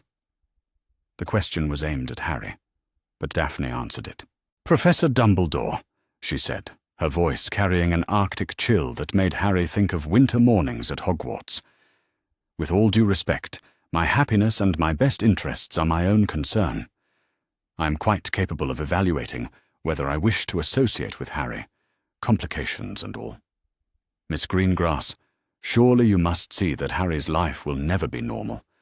There will always be danger, always be demands on his time and attention, always be people who want to use his fame and power for their own ends. Is that truly the life you want for yourself?" "The life I want for myself," Daphne said with perfect composure, "is one where I make my own decisions based on my own values and preferences, just as Harry deserves to do." Harry felt something warm and fierce expand in his chest. Gratitude, yes, but more than that. Pride. Pride in Daphne for standing up to Dumbledore's intimidation. Pride in himself for finally saying what he'd been thinking for years. Pride in both of them for refusing to be managed like children. "I think this conversation is over," Harry said firmly. "Thank you for your concern, Professor, but Daphne and I will make our own decisions about our future." "Harry, please, no. We're leaving." Harry turned toward the door, Daphne beside him, but Dumbledore's voice stopped them. "If you pursue this course, Harry, I won't be able to protect you from the consequences." Harry turned back, and something in his expression must have been significant, because Dumbledore actually took a step backward. "Good," Harry said quietly.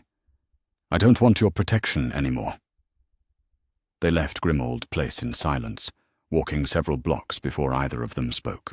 The London streets were busy with evening foot traffic, muggles heading home from work or out for dinner, living their ordinary lives without any awareness of the magical world that existed alongside theirs. "Well," Daphne said finally, "that went about as expected." Harry looked at her in surprise. "Expected? Harry, surely you didn't think he was going to listen to your concerns and graciously step back from managing your life?" "I suppose I hoped he might." Daphne's expression softened. "You still want to believe the best of people. It's an admirable quality, even when it leads to disappointment." They found a small cafe that stayed open late and settled into a corner booth where they could talk privately. Harry ordered coffee he didn't particularly want, just to have something to do with his hands, which were still shaking slightly from the confrontation. "How are you feeling?" Daphne asked gently. "Angry, frustrated, relieved." Harry ran his hands through his hair, trying to organize his thoughts. "I keep thinking about all the times he spoke to me like that, like I was too young or too emotional or too damaged to understand my own situation." "He's very good at it," Daphne said thoughtfully. "The way he positions himself as the wise, caring authority figure who only wants what's best for you. It makes you feel guilty for disagreeing with him." "You didn't seem to feel guilty." Daphne's smile was sharp. "I've had more practice dealing with manipulative authority figures.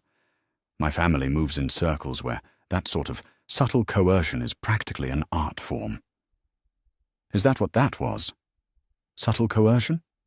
"Oh, absolutely. Did you notice how he kept framing your choices as impulsive and emotional while presenting his own preferences as rational and mature?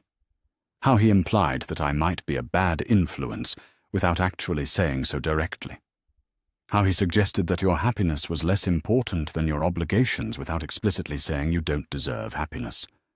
Harry had noticed those things, but only dimly. Hearing Daphne articulate the tactics made him feel both validated and slightly nauseated. "Why didn't I see it before?" he asked. "Because you trusted him. Because he's been doing this to you since you were 11 years old. Because it's easier to believe that someone who claims to care about you actually has your best interests at heart." Daphne reached across the table and touched his hand briefly. "There's nothing wrong with you for not recognizing manipulation when it comes from someone you should have been able to trust." Harry felt something ease in his chest, a tension he hadn't realized he'd been carrying. "What do we do now?" he asked. Now we do exactly what we planned to do before tonight. We get to know each other better. We research the contract more thoroughly. We make our own decisions based on our own priorities. Daphne's eyes were steady and determined. And we don't let anyone else, no matter how well-intentioned they claim to be, decide our future for us. Even if it makes things more difficult. Especially if it makes things more difficult. Easy choices rarely lead to lives worth living. Harry found himself smiling for the first time since they'd entered Grimmauld Place. You know, I think that might be the most Gryffindor thing you've ever said. Don't let it go to your head, Daphne replied. But she was smiling too. They spent the rest of the evening discussing their next steps. Daphne suggested they visit the Greengrass family library, which apparently contained extensive records of historical magical contracts and their enforcement. Harry proposed that they also consult with the goblins at Gringotts about the protective clauses in their specific agreement. There's something else we should consider, Daphne said, as they prepared to part ways for the evening. What's that? Dumbledore isn't going to give up after one conversation. If he believes you're making a mistake, he'll try other approaches to change your mind. Harry thought about the headmaster's parting words, the implication that he wouldn't be able to protect Harry from consequences. What kind of approaches? Pressure on your friends to intervene, attempts to discredit me or my family, perhaps even more direct magical interference, if he believes the situation is serious enough. Would he really do that? Daphne's expression was grim. Harry, you just told one of the most powerful wizards in Britain that you don't want his protection or guidance anymore. You publicly chose your own path over his recommendations. Men like Dumbledore don't handle that sort of rejection gracefully. So what do? We get ahead of it. We research everything we can about the contract and our legal rights. We document any interference attempts. We build our own support network of people who respect our choices. Daphne's voice grew more determined. And we don't let fear of potential consequences stop us from living our own lives. Harry found himself nodding. The prospect of more conflict with Dumbledore was daunting, but the alternative, allowing the headmaster to continue managing his life indefinitely, was unacceptable. Daphne, he said impulsively, thank you for coming with me tonight, for standing up to him, for seeing this as our decision instead of just mine. Thank you for asking me to come, for trusting me enough to let me be part of this. She smiled, and there was something different about it, warmer, more open than her usual careful expressions. I think we make a good team, Harry Potter. I think so too. As Harry walked back to his temporary lodgings at the Leaky Cauldron, he reflected on how different he felt than he had just hours earlier. The confrontation with Dumbledore had been difficult, even painful, but it had also been clarifying. For the first time in his life, he'd stood up to an authority figure and chosen his own path, even when that path was uncertain and potentially dangerous. He'd defended his right to make his own choices and found someone willing to stand beside him while he did it. The future was still uncertain. More uncertain now, probably, than it had been before he'd discovered the contract. But it was his future, shaped by his choices and his values. And somehow, that uncertainty felt more hopeful than any certainty that had been imposed on him by others. Later that night, Harry sat in his small room at the Leaky Cauldron, writing in the journal that had belonged to his parents. For the first time since discovering it, he felt like he had something worth recording, not just events, but the beginning of a story that truly belonged to him. Tonight, he wrote, I learned the difference between being protected and being controlled. Tonight, I chose myself and found someone willing to choose me back. It felt like the beginning of everything important. Chapter 5. Bonds Tested. Harry should have expected the ambush, but he'd grown complacent in his newfound freedom. 3 days of peaceful correspondence with Daphne, of making plans for their visit to the Greengrass library, of feeling like he was finally in control of his own life. It had lulled him into thinking that the worst of the confrontations were behind him. He realized his mistake the moment he entered the leaky cauldron and saw Ron and Hermione sitting at a corner table, their expressions grim with purpose. "Harry," Hermione said, rising from her chair as he approached. "We need to talk." Her voice carried the same tone she'd used when informing him he'd forgotten to do his potions essay, disappointed, concerned, and utterly certain that she knew better than he did about whatever situation they were about to discuss. "Hello to you too," Harry said, settling into the chair across from them, with a careful casualness he didn't feel. "How did you know I was staying here?" "Dumbledore told us," Ron said bluntly. "He's worried about you, mate. We all are." Harry glanced around the common room, noting that it was unusually empty for this time of day. "Did you clear the room, or is this just coincidence?" "We asked Tom if we could have some privacy," Hermione admitted. "This conversation is too important for interruptions." "Is it? What conversation would that be?" Hermione opened the small beaded bag she carried everywhere and pulled out a thick folder stuffed with parchment. "The conversation about the serious mistake you're making with this betrothal contract." Harry felt his jaw tighten. "I see you've been doing research." "Of course I've been doing research," Hermione said, settling back into her chair and opening the folder with the air of someone preparing for battle. "Harry, do you have any idea what you're actually agreeing to? The magical and legal implications of binding yourself to someone you barely know?" "I know Daphne better than you think." "You've known her for a week," Ron interjected.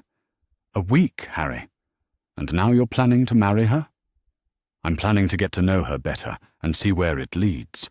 The contract allows for dissolution if we don't suit."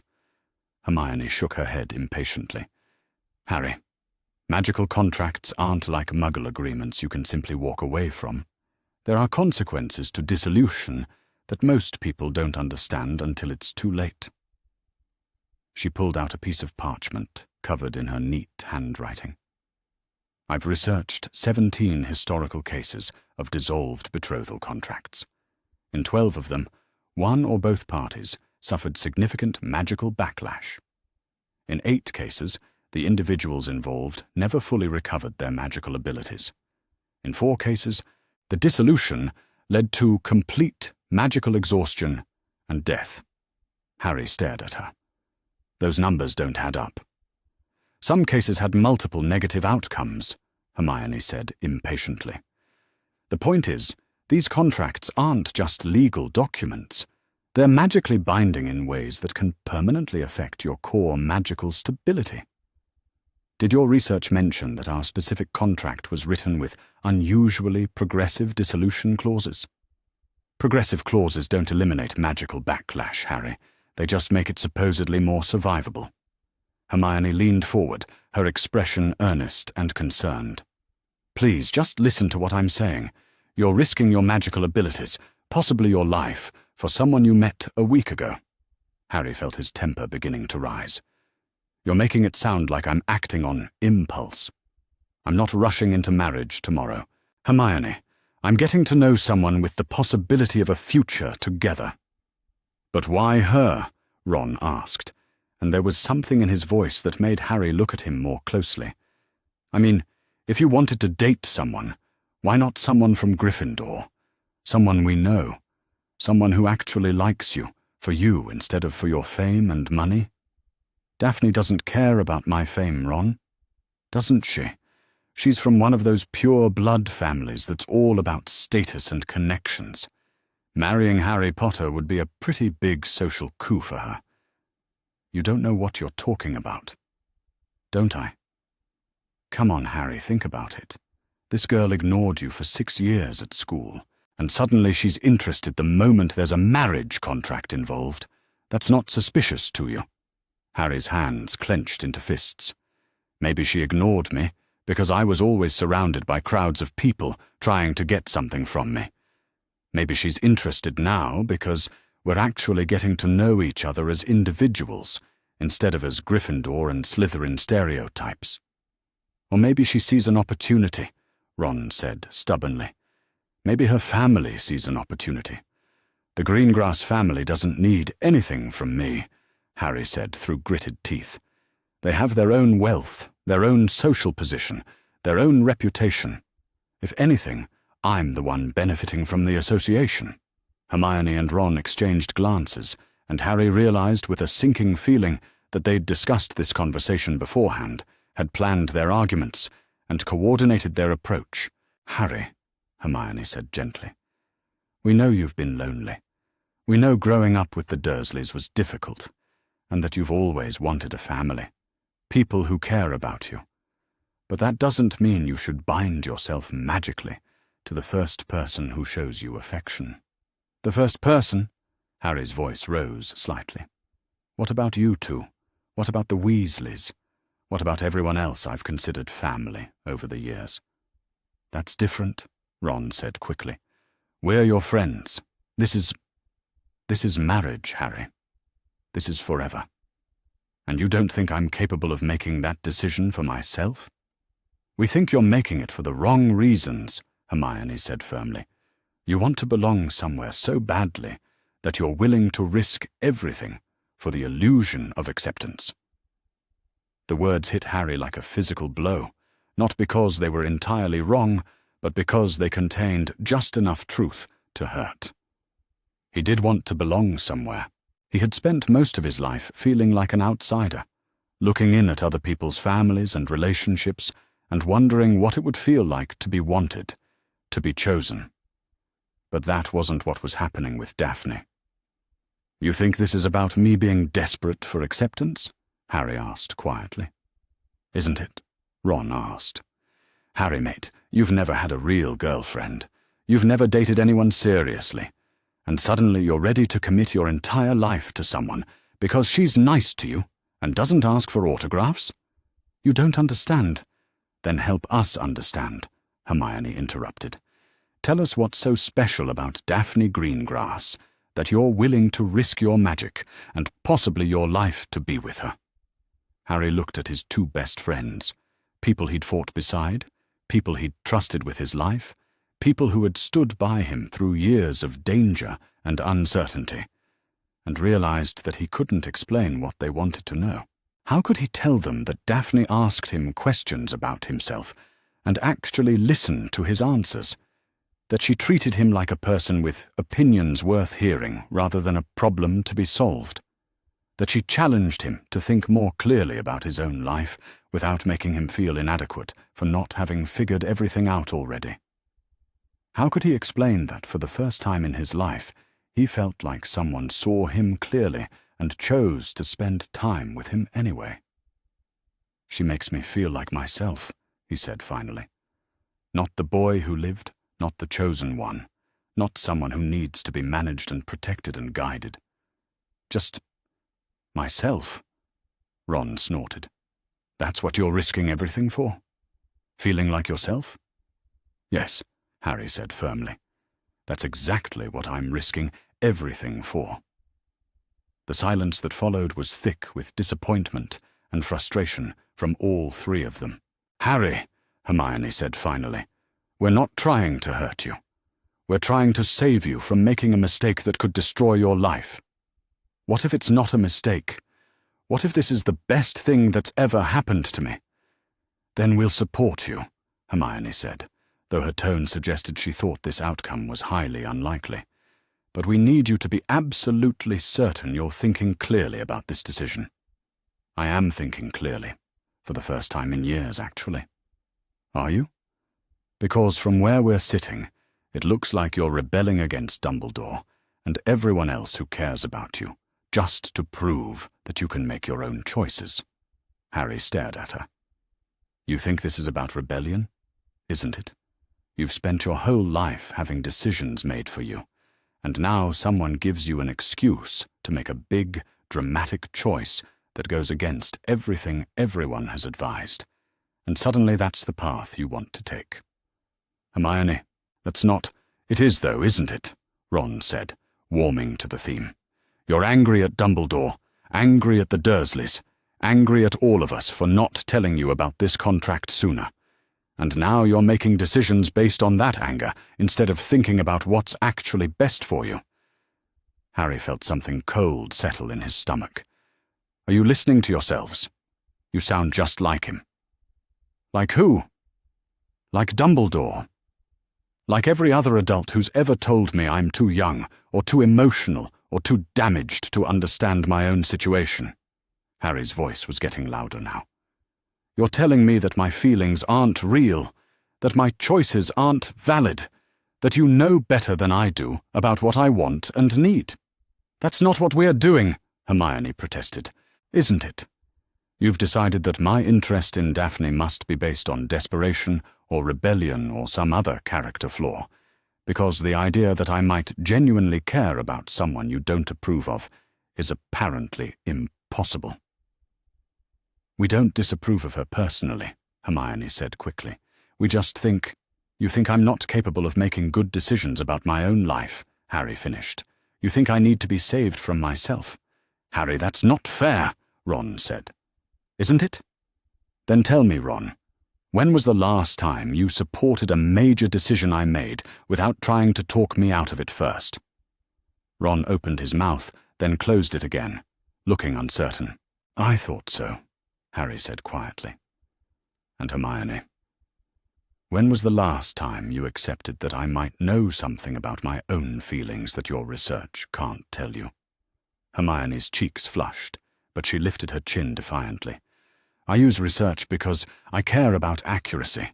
I want to make sure you have all the information before you make irreversible choices. But you've already decided what choice I should make, haven't you? All this research is just ammunition to convince me you're right. That's not— It is, Harry said, standing up from the table. You've already decided that this is a mistake, and now you're working backward to prove it. Just like Dumbledore did. Just like everyone else does when I make a choice they don't like. He looked down at his two best friends, people he'd loved and trusted for years, and felt a profound sadness settle over him. I thought you would be different, he said quietly. I thought you would trust me to know my own mind. Harry, please, Hermione said, reaching out as if to stop him from leaving. We do trust you. We just want to make sure you're safe. No, you don't. You want to make sure I make the choices you would make. There's a difference. Harry left them sitting at their table, surrounded by Hermione's research and their shared certainty that they knew what was best for him. The disappointment was worse than the anger, a hollow feeling in his chest that made him wonder if this was what growing up felt like, watching the people you cared about reveal that their care came with conditions and expectations you couldn't meet. Daphne had been expecting some form of social backlash, but she hadn't anticipated it would come from Pansy Parkinson in the middle of Diagon Alley. Well, well, Pansy said, her voice carrying clearly across the crowded street as she approached with Millicent Bulstrode and Tracy Davis in tow. If it isn't Daphne Greengrass, slumming it with Gryffindors. Daphne was coming out of Flourish and Blots, having just purchased several books on magical contract law that she hoped might contain information relevant to her situation with Harry. She'd been looking forward to reading them over lunch at a quiet cafe, but Pansy's appearance put an end to that plan. Pansy, Daphne said calmly, not breaking stride. How lovely to see you. Oh, I'm sure it is. Nothing like running into old friends when you're trying to reinvent yourself. Pansy fell into step beside her, her voice syrupy with false sweetness. I have to say, I was so surprised to hear about your new association with Harry Potter. Were you? I can't imagine why my social life would be of interest to you. Come now, Daphne. We were dorm-mates for 6 years. Of course I'm interested in your welfare. Pansy's smile was sharp enough to cut glass, especially when you're making such interesting choices. Daphne stopped walking and turned to face Pansy fully. Behind her, Millicent and Tracy arranged themselves in a way that suggested this confrontation had been planned. What exactly are you trying to say, Pansy? I'm not trying to say anything. I'm saying it directly. Pansy's voice dropped its false sweetness and became cold and cutting. You're embarrassing yourself and your family by associating with Potter.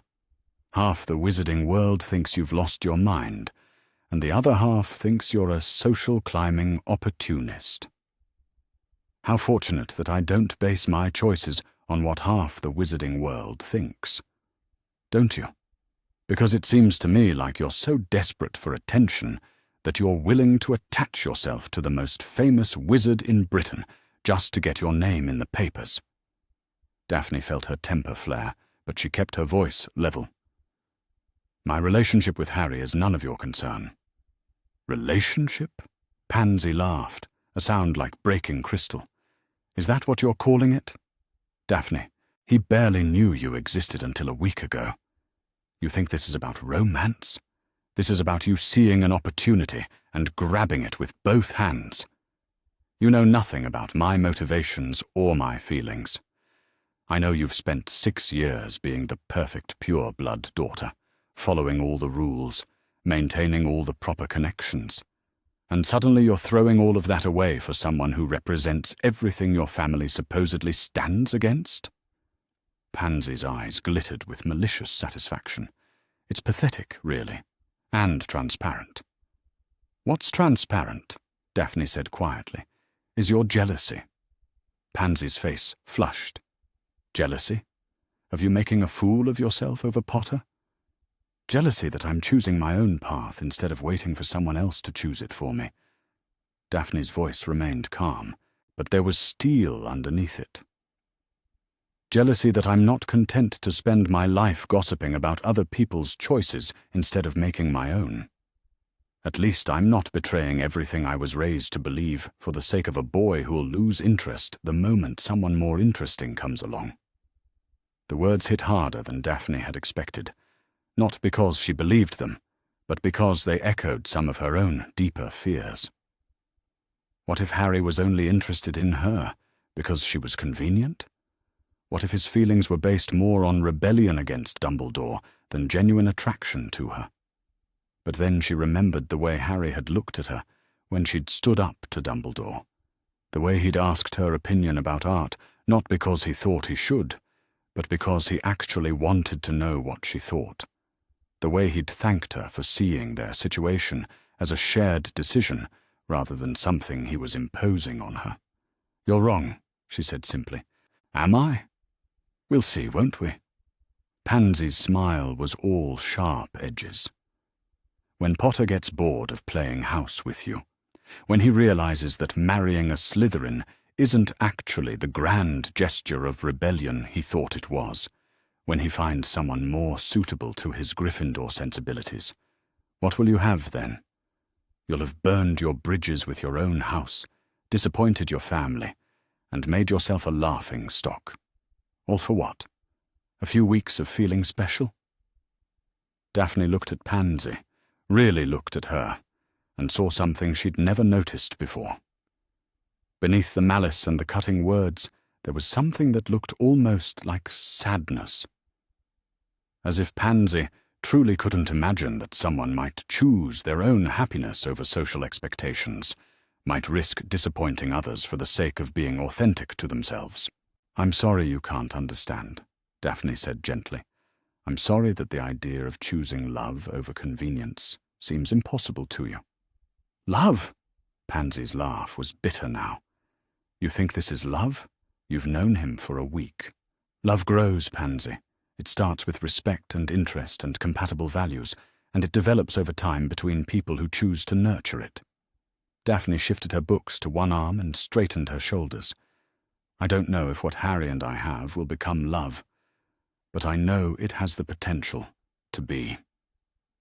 And that's more than most people in our world ever get. She started to walk away, but Pansy's voice stopped her. Your parents are worried about you, you know. Word is getting around about this arrangement, and not all of it is positive. Some people are starting to question the Greengrass family's judgment. Daphne turned back, her expression carefully neutral. What have you heard? That your grandmother made this contract without considering how the wizarding world would change? That binding you to Potter might have made sense when blood purity was more important than it is now, but in the current political climate, it just makes your family look like they're clinging to outdated values. The current political climate? Come now, Daphne. Potter might be famous, but he's also controversial. Half the wizarding world worships him, but the other half is tired of his constant drama and the chaos that follows him everywhere. Pansy's voice took on a confidential tone. Your family's reputation for stability and respectability is one of their greatest assets. Is Potter really worth risking that? Daphne felt a chill that had nothing to do with the weather. She'd been so focused on the personal aspects of her relationship with Harry that she hadn't fully considered how it might affect her family's political and social standing.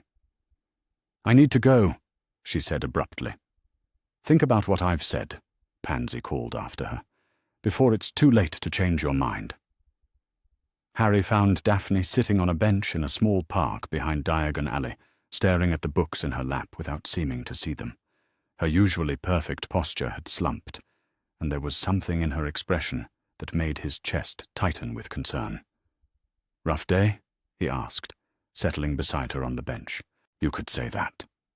She looked up at him, and he could see that she'd been struggling with something difficult. You? Ron and Hermione ambushed me at the leaky cauldron with research about why I'm making a terrible mistake.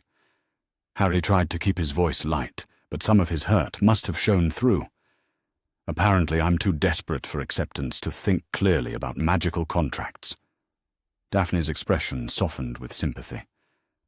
That must have been painful. It was. How about you? Let me guess. Slytherin social circle expressing concerns about your choice in companions. Pansy Parkinson, actually, with a supporting cast of former dorm mates and some rather pointed observations about my motivations and my family's reputation. They sat in silence for a moment, both absorbed in their respective disappointments. Do you ever wonder if they're right? Daphne asked quietly. If we're making decisions based on the wrong reasons? Harry considered the question seriously. Sometimes. But then I think about how I feel when I'm with you, and it doesn't feel wrong. It feels like the first right thing I've chosen for myself in years. Even though it's causing problems with your friends. Especially because it's causing problems with my friends. Not because I want to hurt them, but because their reaction tells me something important about how they see me.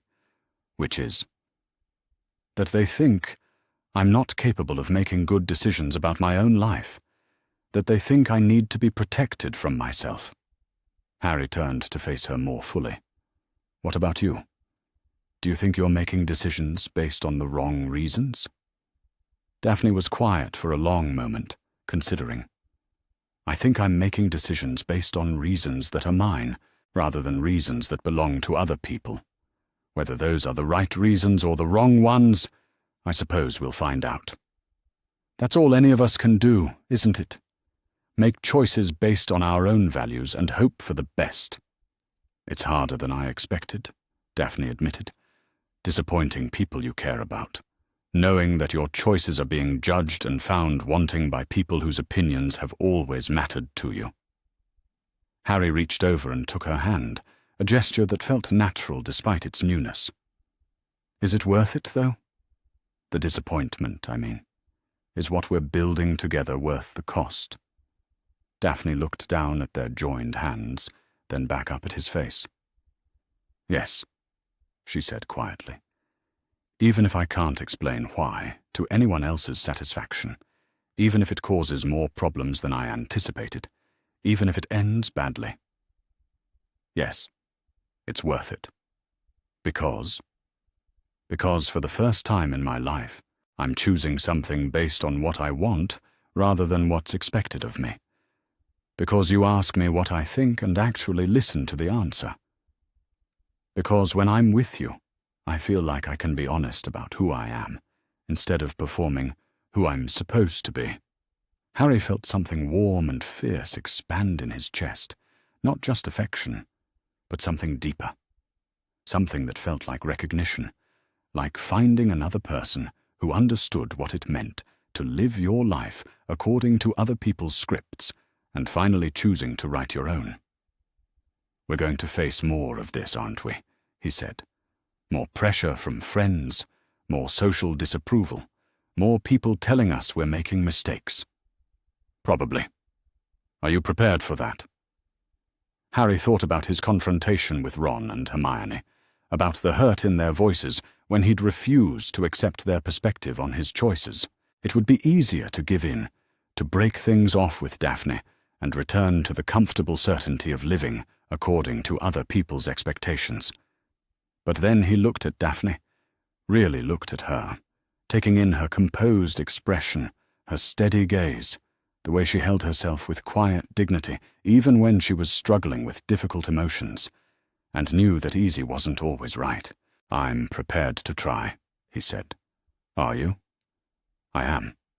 She squeezed his hand gently. "Though I think we should be strategic about how we handle the opposition. Letting our friends and families divide us will only make their arguments seem more valid." "What do you suggest?" "That we present a united front, that we show the wizarding world that we've chosen each other deliberately and thoughtfully, not impulsively or desperately." Daphne's expression grew more determined. "That we prove our relationship is based on genuine compatibility rather than convenience or rebellion." "How do we do that?" "We start appearing in public together. Not hiding, not apologizing for our choices, but showing people that we're comfortable with each other and committed to seeing where this leads." She paused, considering. "It will generate gossip and probably more criticism, but it will also make it clear that we're serious about each other." Harry felt a flutter of nervousness at the prospect of more public attention, but also something that might have been anticipation. For years, his public appearances had been about fulfilling other people's expectations, attending events Dumbledore thought were important, being seen with people who enhanced his reputation, presenting himself as the hero the wizarding world wanted him to be. The idea of appearing in public with someone he'd chosen, someone who saw him as a person rather than a symbol, felt almost revolutionary. "All right," he said. "Let's do it. Let's show everyone that we're choosing each other." Daphne smiled, the first genuinely happy expression he'd seen from her all day. "Together?" "Together," Harry confirmed. They spent the rest of the afternoon planning their first official public appearance, but more than that, they talked about their hopes and fears, their frustrations with friends and family who couldn't understand their choices, their growing certainty that whatever challenges lay ahead, they were better equipped to face them together than apart. By the time they parted ways that evening, Harry felt like something fundamental had shifted between them. They were no longer just two people getting to know each other within the framework of an arranged contract. They were partners, allies, two people who had chosen to stand together against the disapproval of their respective worlds. It felt like the beginning of something real and lasting. It felt like love, though neither of them was quite ready to use that word yet. The next morning, the Daily Prophet ran a photograph of Harry Potter and Daphne Greengrass walking hand in hand through Diagon Alley, their heads bent together in conversation, both of them looking happy and comfortable in each other's company. The headline read, "The Boy Who Lived, the Girl Who Chose, Harry Potter's Mysterious New Romance." By afternoon, the entire wizarding world was talking about them. For better or worse, they were public now. There was no going back. But as Harry read the article, which was surprisingly fair and balanced, focusing more on their apparent happiness than on speculation about their motivations, he found that he didn't want to go back. He'd spent too many years hiding, too many years letting other people control his narrative. If the wizarding world was going to talk about him anyway, at least now they were talking about choices he'd actually made, choices that belonged entirely to him, and to Daphne, who had chosen to make them with him. Chapter 6. Deeper Schemes. The Greengrass family library was nothing like the cramped, dusty archives Harry had imagined.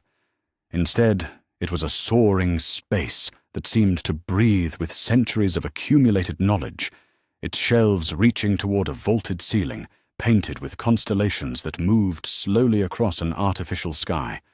The air carried the scent of old parchment and preservation charms, and everywhere Harry looked, there were books that seemed to hum with their own contained wisdom. "This is incredible," he said quietly, not wanting to disturb the reverent atmosphere. "It's been in our family for 400 years, Daphne replied, leading him deeper into the library. "Each generation adds to it, preserves what came before, maintains the collection. My grandmother always said that knowledge without preservation is just temporary opinion."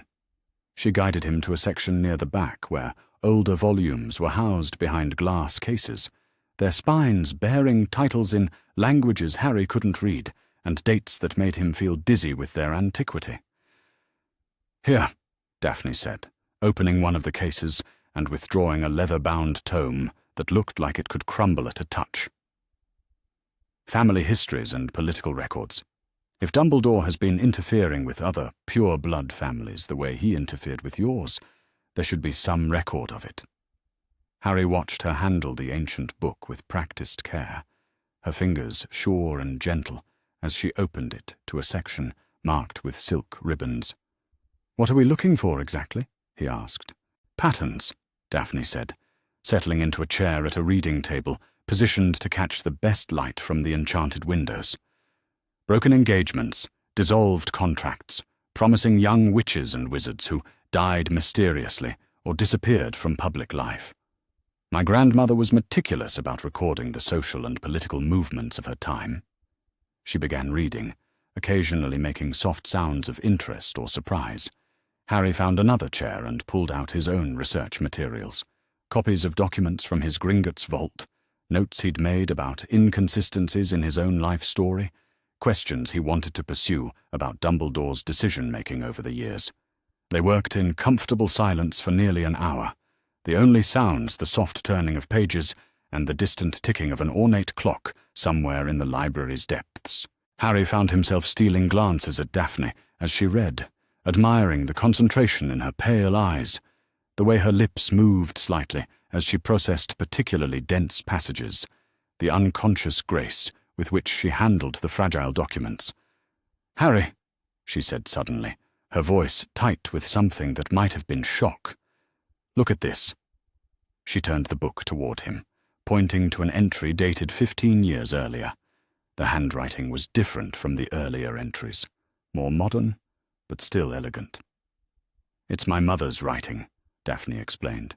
"She took over record-keeping from my grandmother when I was small. This entry is about the Clearwater family." Harry read the passage she indicated, his stomach sinking as the implications became clear. "Penelope Clearwater was engaged to Marcus Flint?" he asked. "For 3 years, apparently. Their families had negotiated the contract when they were both 14, with the engagement to become official when Penelope finished her Hogwarts education." Daphne's finger traced the careful script. "But according to this, the engagement was dissolved suddenly in their 7th year, just months before the planned wedding. Penelope claimed she'd realized she wasn't suited for marriage to a pure-blood traditionalist."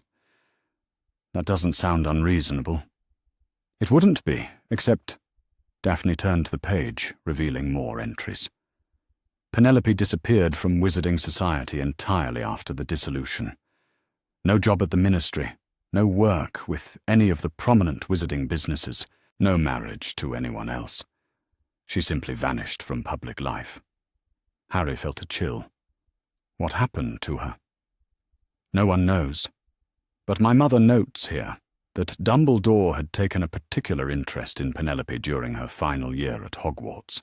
He arranged for her to have special tutorials, recommended her for advanced study programs, spoke of her potential contributions to Wizarding Society. And then she just disappeared. Daphne turned more pages, revealing entry after entry with similar patterns. "Look, here's another one. Cho Chang was in negotiations with the Parkinson family for a potential match with Pansy's older brother. The discussions went on for months. Both families were pleased with the arrangement, and then suddenly Cho withdrew from the negotiations entirely. When was this? 2 years ago. And again, Dumbledore had been providing Cho with special guidance about her career prospects, her potential for making a difference in the wizarding world. Daphne's voice grew more troubled. According to my mother's notes, at least 6 advantageous pure-blood marriages were dissolved or abandoned after one or both parties began receiving intensive mentoring from Dumbledore. Harry leaned back in his chair, trying to process what they were uncovering. Why would he do that? What could he possibly gain from breaking up engagements between people he barely knows? Control, Daphne said quietly. Think about it, Harry. Pure-blood families have been the backbone of wizarding political and social structure for centuries. We have old money, established connections, traditional influence. If those families are united by marriage alliances, they represent a power structure that exists independently of the ministry, independently of Hogwarts, independently of any single individual's authority. But if those alliances are systematically undermined, then the families become isolated, weakened, more dependent on external sources of guidance and support. Daphne's expression was grim, more susceptible to being managed by someone who positions himself as a wise, neutral advisor. Harry thought about his own situation, how isolated he'd been, kept from his magical heritage, from potential allies, from anyone who might have offered him alternatives to Dumbledore's guidance. There's something else, he said slowly. All these people who broke off engagements and then disappeared from society. What if they didn't disappear voluntarily? Daphne looked up at him sharply. What do you mean? What if Dumbledore didn't just convince them to break their engagements? What if he convinced them to leave wizarding society entirely, to live as muggles, or to take jobs in distant countries, or to otherwise remove themselves from any position where they might form independent power bases? Daphne paused, considering. That's terrifyingly possible. They continued reading, and the pattern became more and more clear. Over the past 20 years, dozens of potentially influential young witches and wizards had been guided away from traditional marriage alliances, political positions, and family businesses. All of them had received personal mentoring from Dumbledore.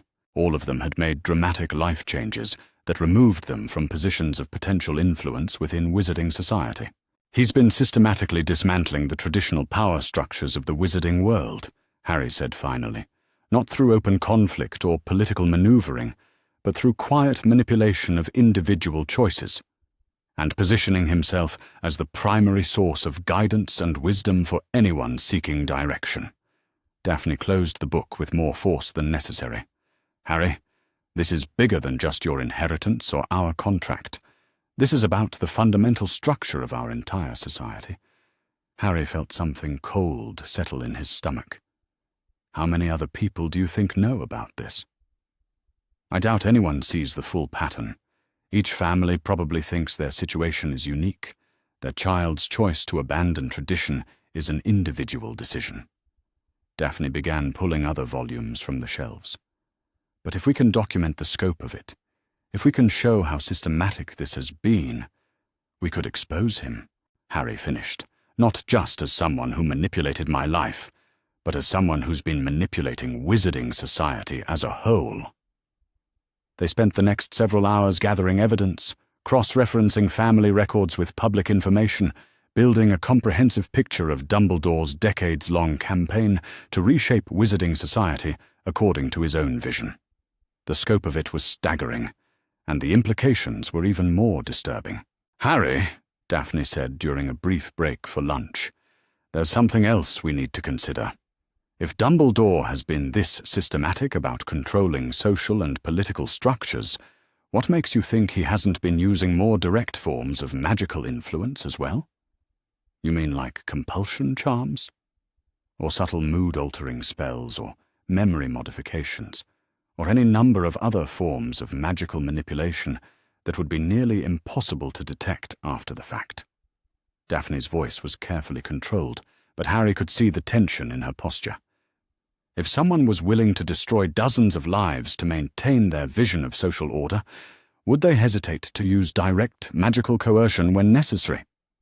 Harry thought about all the times he'd felt inexplicably calm after meetings with Dumbledore, all the decisions that had seemed so obviously right at the time, but felt less clear in retrospect, all the moments when his own emotional responses had felt slightly off, as if they belonged to someone else. "The contract," he said suddenly. "You said earlier that it might have protective clauses we weren't told about. What if one of those clauses protects against mental influence?" Daphne's eyes widened. "That would explain why you've been able to think more clearly about your situation since the contract became active. If Dumbledore has been using subtle compulsions on you for years, then the contract's protections would have started blocking them when I turned 17. Harry felt a mixture of relief and horror. "Which means everything I've been feeling and thinking over the past few weeks, the ability to question Dumbledore's advice, the confidence to make my own choices, even my interest in getting to know you, it's all really mine." "Of course it's really yours," Daphne said firmly. "Magical protections can't create feelings or thoughts that weren't already present. They can only prevent external influences from suppressing or altering what's already there." Harry looked at her, really looked at her, taking in the fierce intelligence in her eyes, the determined set of her jaw, the way she'd spent her afternoon helping him uncover a conspiracy that could endanger both of them, and felt something shift inside his chest. "Daphne," he said quietly, "I need to tell you something." "What?" "I think I'm falling in love with you." The words hung in the air between them, simple and honest, and terrifying in their implications. Daphne went very still, her pale eyes searching his face, as if looking for any sign that he didn't mean what he'd just said. "Harry," she said finally, her voice barely above a whisper, "are you sure? Are you sure it's not just gratitude or relief at finding someone who supports your choices, or—" "I'm sure," he said, reaching across the table to take her hands. "I know the difference between gratitude and love, Daphne. I know the difference between being grateful for support and being in love with the person providing it." "How do you know?" Harry thought about how to explain what he was feeling, the way his chest tightened with happiness whenever she smiled, the way her opinion had become more important to him than anyone else's, the way he found himself planning a future that included her not because he had to, but because he wanted to. "Because when I imagine my future without you in it, it feels like losing something essential," he said finally.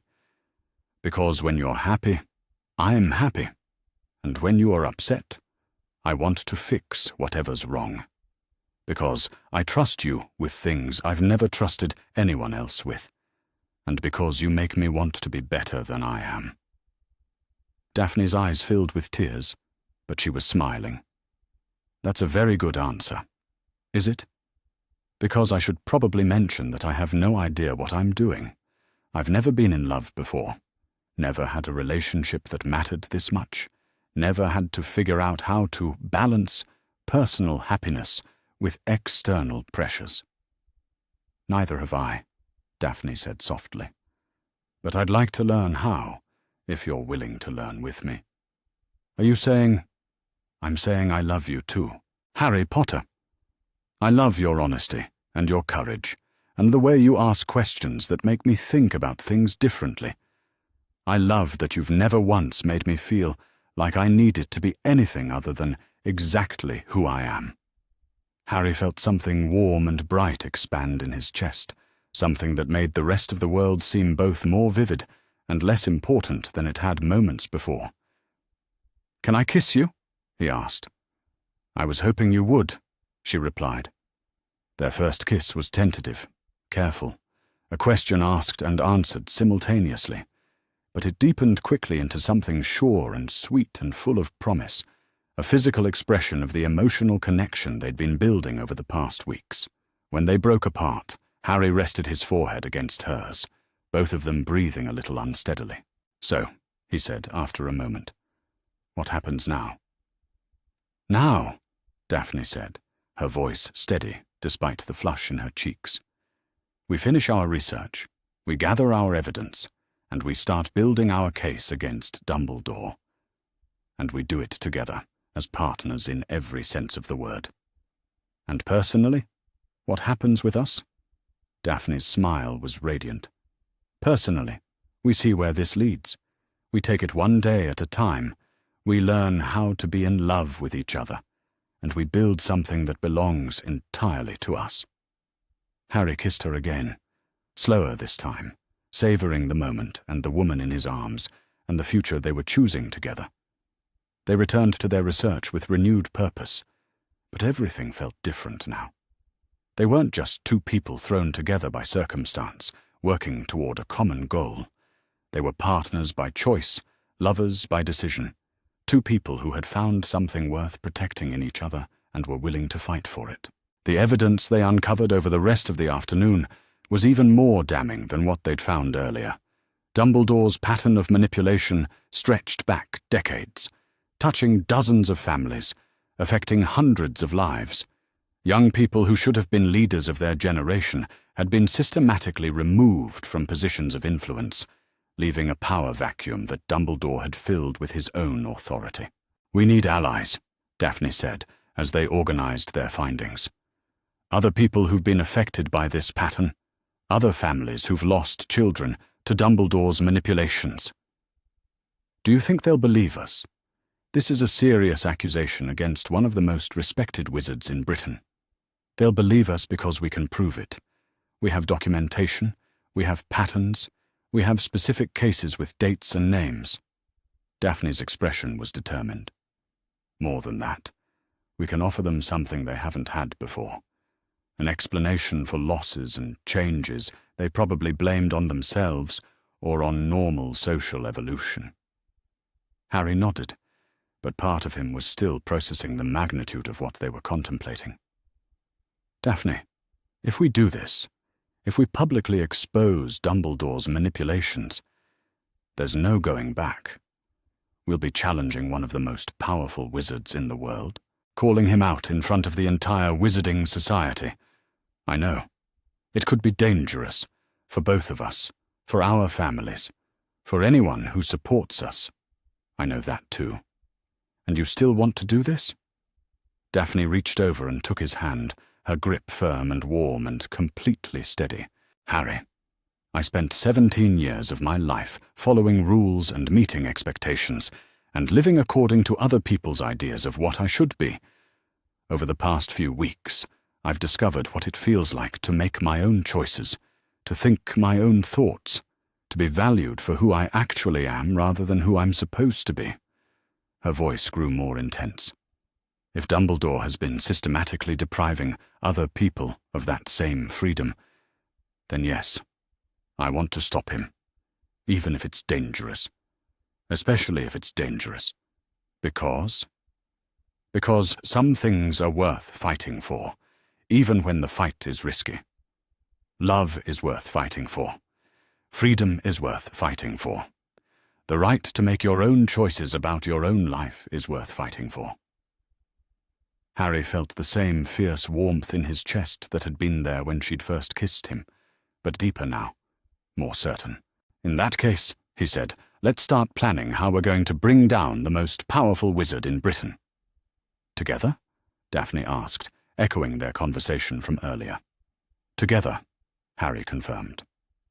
They spent the rest of the evening making lists, potential allies, families who might have been affected by Dumbledore's manipulations, order members who might be willing to listen to evidence of their leader's misconduct, ministry officials who might be interested in investigating allegations of systematic magical interference with citizens' lives.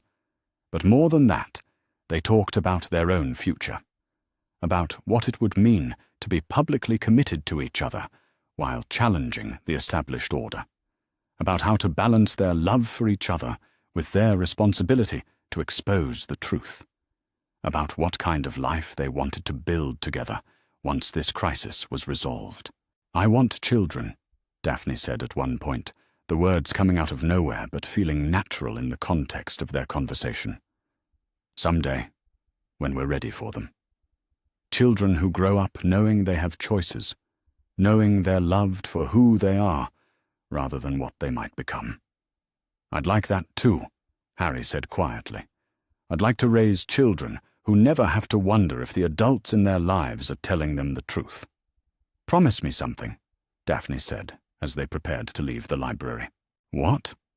"Promise me that no matter what happens with Dumbledore, no matter how difficult this gets or how much opposition we face, we'll always be honest with each other.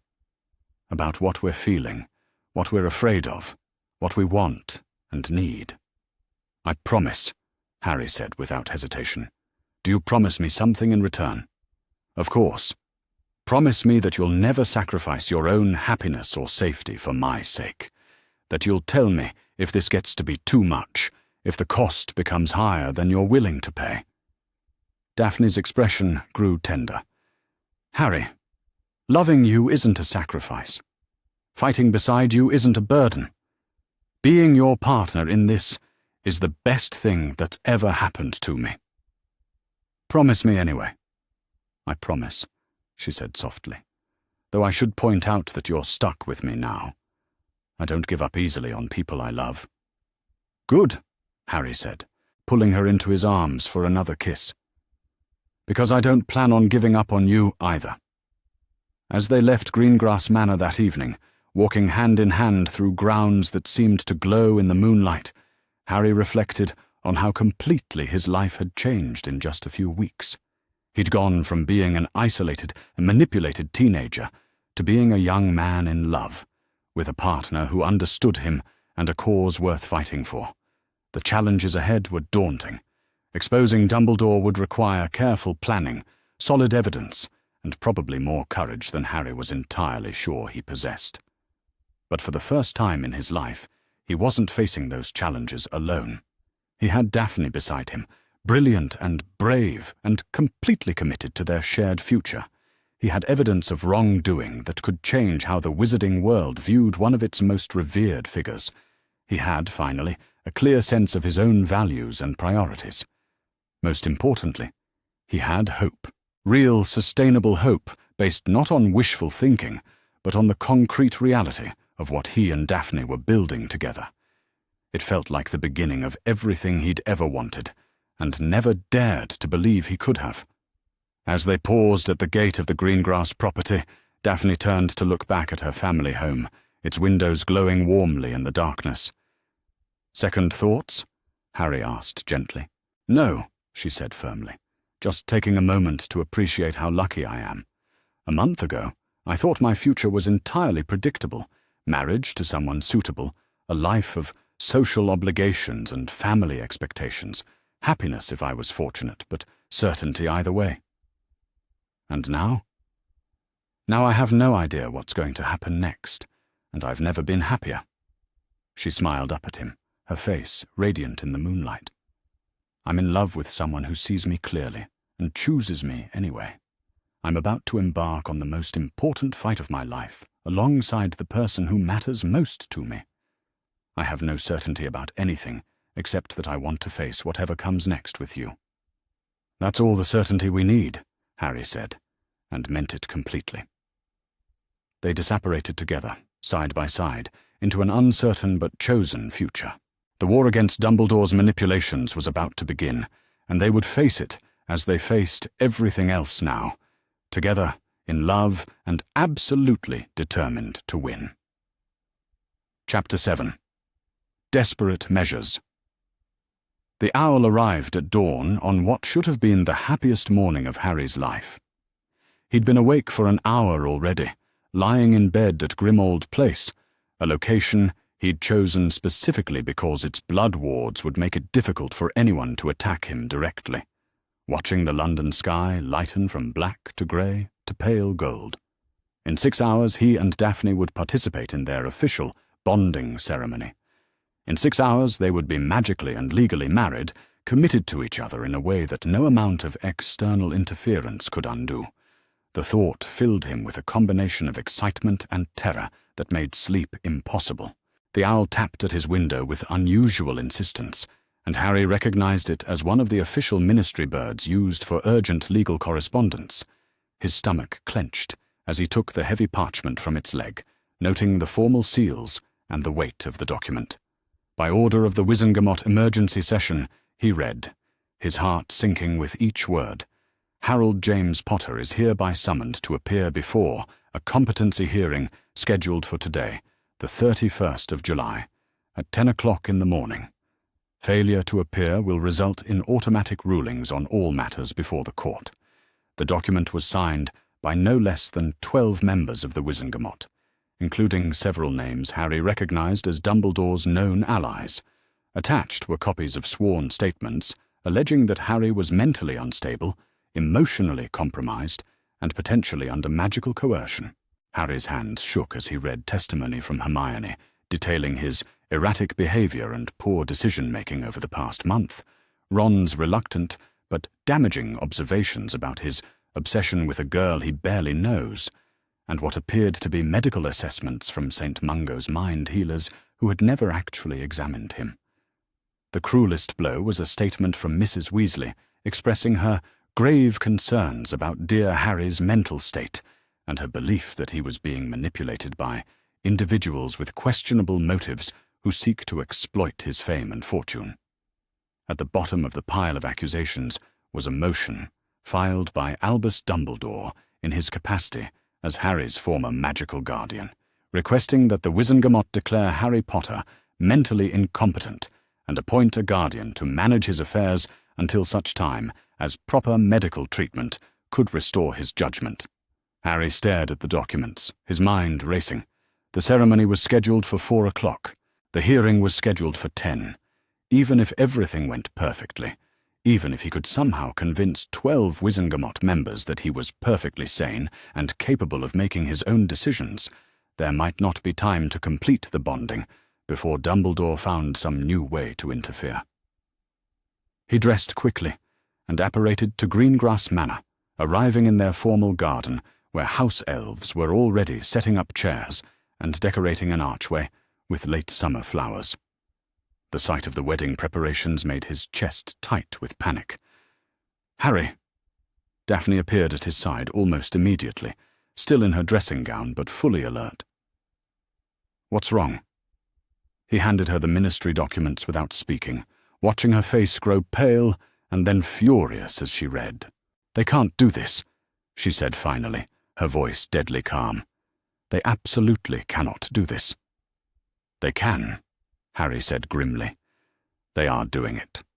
The hearing starts in 3 hours. Then we fight it. My family's lawyers are the best in wizarding Britain. We'll present counter-evidence. We'll demand medical examinations from neutral healers. We'll expose this for the farce it is. Daphne, even if we win, and that's a big if, given who's behind this, the hearing could take all day. We might not be able to complete the ceremony today." Daphne was quiet for a moment, and Harry could practically see her brilliant mind working through possibilities and contingencies. "Then we don't wait for the ceremony," she said finally. "What do you mean?" "I mean we get married now. This morning. Before the hearing, before Dumbledore can find any new ways to interfere. Before anything else can go wrong." She looked up at him with fierce determination. The bonding ceremony this afternoon was always meant to be a celebration for our families and friends. But the actual marriage, the magical binding, that can happen anywhere, any time, with minimal witnesses. Harry felt something hopeful stir in his chest. "Are you sure? Your family has been planning this ceremony for weeks. Your mother will never forgive me if we elope. My mother will understand that sometimes you have to choose between the perfect wedding and the right marriage." Daphne took his hands, her grip warm and steady. "Harry, I don't need the flowers and the music and the elaborate ceremony. I need you. I need us to be bonded in a way that no one else can touch or manipulate or challenge. Right now? Right now." An hour later, they stood in the smallest parlour of Greengrass Manor, with Lord and Lady Greengrass as witnesses and a ministry officiant who had been hastily summoned and sworn to secrecy. Daphne wore a simple dress in pale blue, Harry wore his best robes, and both of them glowed with nervous excitement. The ceremony itself was brief and profound. They spoke the traditional vows, exchanged rings that had been blessed with family magic, and felt the deep, warm pulse of the magical bond as it settled into place between them. When the officiant pronounced them married, Harry felt something fundamental shift in his chest, a sense of completion, of rightness, of finally belonging somewhere completely and unconditionally. "I love you," Daphne whispered against his lips as they kissed for the first time as husband and wife. "I love you too," Harry replied, and meant it with every fibre of his being.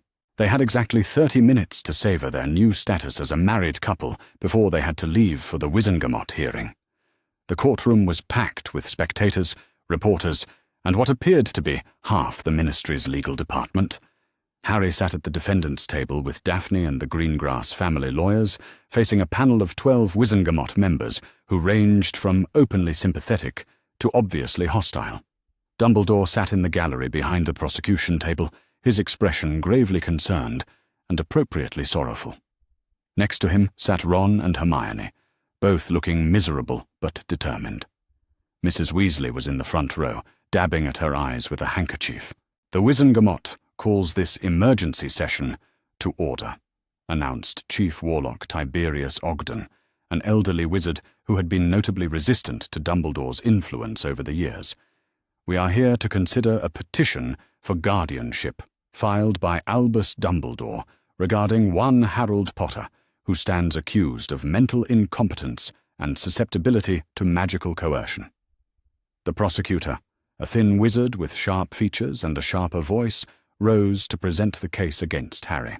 "Honourable members of the Wizengamot," he began, "we are here today because Harry Potter, the famous boy who lived, has shown alarming signs of mental instability and poor judgment that threaten not only his own welfare, but potentially the stability of our entire community." He gestured toward a stack of documents on his table. "Over the past month, Mr. Potter has made a series of increasingly erratic decisions. He abandoned his family home without notice. He severed ties with longtime friends who expressed concern about his behavior. He entered into a hasty engagement with a virtual stranger from a family with known, pure-blood supremacist leanings." Harry felt Daphne tense beside him at the characterization of her family, but she remained silent as their lawyers had instructed. "Most concerning of all," the prosecutor continued, "Mr. Potter has rejected the guidance of respected authority figures who have successfully guided him through previous crises. This pattern of behavior suggests someone who has lost touch with reality and may be operating under the influence of magical coercion or compulsion." He called his first witness, Hermione Granger. Harry watched with a growing sense of betrayal as his former best friend took the witness stand, her face pale but determined. "Miss Granger," the prosecutor said gently, "you've known Harry Potter for 7 years, is that correct?" "Yes, sir." "And in your observation, has his behavior changed significantly over the past month?" Hermione's voice was barely audible. "Yes." "Can you describe those changes for the court?" "Harry has always been impulsive, but lately he seems different. More secretive, more defensive, more willing to make major life decisions without considering the consequences." Tears began to flow down her cheeks. "He's pushing away everyone who cares about him, and replacing them with people who barely knew him a month ago. In your professional opinion, as someone who has studied magical theory extensively, do these behavioral changes seem consistent with magical coercion?" "Objection," called one of the Greengrass lawyers. "Miss Granger is not qualified to diagnose magical coercion." Overruled. The witness may answer based on her knowledge and observations. Hermione took a shaky breath. Some forms of magical influence can cause personality changes, increased secrecy, and rejection of previous relationships. What Harry is exhibiting, it could be consistent with that. Harry felt like he'd been punched in the stomach. Hermione genuinely believed he was being magically manipulated. She genuinely thought she was helping him by participating in this farce. Ron's testimony was similar but more emotional. He spoke about Harry's obsession with Daphne, his rejection of their friendship, his unwillingness to listen to reason. When asked if he thought Harry was making decisions he would normally make, Ron's voice broke as he said, "No, the Harry I know would never push his friends away like this." Mrs. Weasley's testimony was the hardest to bear. She spoke through tears about her concern for poor Harry and her belief that he was being taken advantage of by people who saw his fame and fortune as opportunities. "That boy has been through so much trauma," she said, dabbing at her eyes. "He's desperately seeking the family and acceptance he never had as a child. It makes him vulnerable to manipulation by unscrupulous individuals." By the time the prosecution rested their case, Harry felt emotionally flayed. These were people he'd considered family, people he'd trusted with his life, people who had claimed to love him unconditionally. And they were sitting in a courtroom, arguing that he was mentally incompetent. When it came time for the defense to present their case, Lord Greengrass's lead attorney rose with grim determination. "Honourable members of the Wizengamot," she began, "what we've heard today is not evidence of mental incompetence. What we've heard is evidence of a young man finally claiming his right to make his own choices, and the discomfort that causes in people who preferred him dependent and compliant." She called a series of witnesses who painted a very different picture of Harry's recent behaviour. Gornock from Gringotts testified about Harry's mature and thoughtful handling of his inheritance. Several neutral observers described his public appearances with Daphne as showing a young man who seemed happier and more confident than he had in years. Most importantly, she called in an independent mind healer who had examined Harry that morning and found no evidence of magical coercion or mental illness. "Mr. Potter shows all signs of a mentally healthy young adult," the healer testified. "His thought processes are clear, his emotional responses are appropriate, and he shows no indicators of external magical influence. If anything, he appears to be thinking more clearly now than the psychological profiles from his school years would suggest." When Daphne took the stand to testify about their relationship, Harry felt a fierce pride in her composure and intelligence. "Mrs. Potter," the defense attorney said, and Harry felt a thrill at hearing Daphne referred to by her married name. "Can you describe the nature of your relationship with your husband?"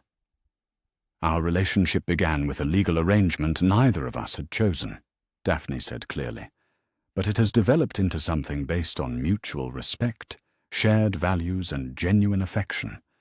Harry has never tried to control or manipulate me. If anything, he has consistently encouraged me to make my own choices and pursue my own interests. Has he ever shown signs of mental instability in your presence? Never. He is thoughtful, considerate, and remarkably level-headed, given the amount of external pressure he faces daily." When it was the prosecution's turn to cross-examine, they tried to paint Daphne as a calculating opportunist who had seduced Harry for his fame and fortune.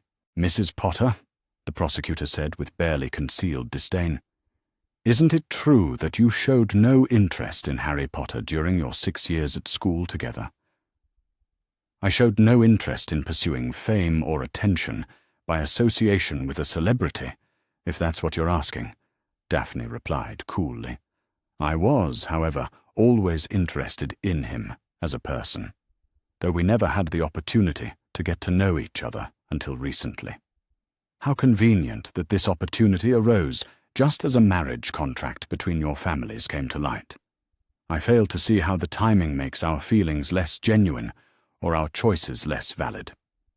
The prosecutor tried several more times to rattle her, but Daphne remained calm, articulate, and completely unshakable. Harry had never loved her more. Finally, Harry himself took the stand.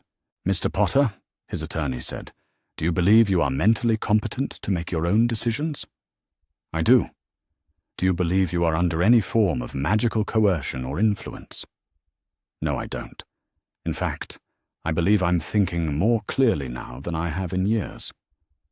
"Can you explain what you mean by that?" Harry took a deep breath, knowing that his next words would be crucial. "For most of my life, My decisions have been made for me by other people who claimed to know what was best for me, where I lived, who I associated with, what information I had access to, even how I spent my summers. All of it was decided by adults who believed I was too young or too damaged or too important to be trusted with my own agency. He looked directly at Dumbledore as he continued. Over the past month, I've had the opportunity to make my own choices for the first time in my life. I've discovered what it's like to have relationships based on mutual respect rather than obligation or management. I've learned what it feels like to be valued for who I am rather than what I represent. And yes, I've fallen in love with someone who sees me clearly and chooses to be with me anyway. Harry's voice grew stronger as he spoke. The people who are here today, claiming I'm mentally incompetent, are the same people who have spent years making my decisions for me. They're not concerned about my mental health. They're concerned about losing their influence over my choices. They preferred me isolated and dependent, and they're uncomfortable with my newfound independence. Mr. Potter, the prosecutor interjected during cross-examination, don't you think it's suspicious that these feelings of independence coincided exactly with your discovery of a marriage contract that benefits Miss Greengrass's family significantly? My wife's family doesn't need anything from me, Harry replied firmly. They have their own wealth, their own social position, their own reputation. If anything, association with me has caused them more problems than benefits. And yet you expect us to believe that a Slytherin pure-blood family would have no interest in allying themselves with the famous Harry Potter? I expect you to believe that some people are capable of valuing character over celebrity, genuine connection over social advantage. Harry met the prosecutor's eyes steadily. I expect you to believe that I'm capable of recognizing the difference. The hearing lasted 6 hours. When the Wizengamot finally retired to deliberate, Harry felt exhausted and emotionally drained. Win or lose, the process had been brutal. How do you think it went? He asked Daphne as they waited in a small conference room. I think we presented a strong case, she replied, though her expression was troubled. The question is whether they're willing to rule against Dumbledore's recommendations. 20 minutes later, they were called back into the courtroom for the verdict. Chief Warlock Ogden rose to address the court. After careful consideration of all evidence and testimony presented today, the Wizengamot finds that Harry James Potter is mentally competent to make his own decisions and shows no evidence of being under magical coercion or influence. Harry felt weak with relief, but Ogden wasn't finished. However, the court also notes the legitimate concerns raised about Mr. Potter's recent pattern of behavior. Therefore, we order that Mr. Potter undergo monthly evaluations with an independent mind healer for the next year, and that any major decisions regarding his estate or public responsibilities be reviewed by a 3-member advisory council appointed by this court. It was a compromise verdict. Harry retained his legal competence, but with restrictions that would allow continued monitoring and influence over his choices. Not the complete victory they'd hoped for, but not the disaster it could have been. As they left the courtroom, Harry caught sight of Dumbledore's face.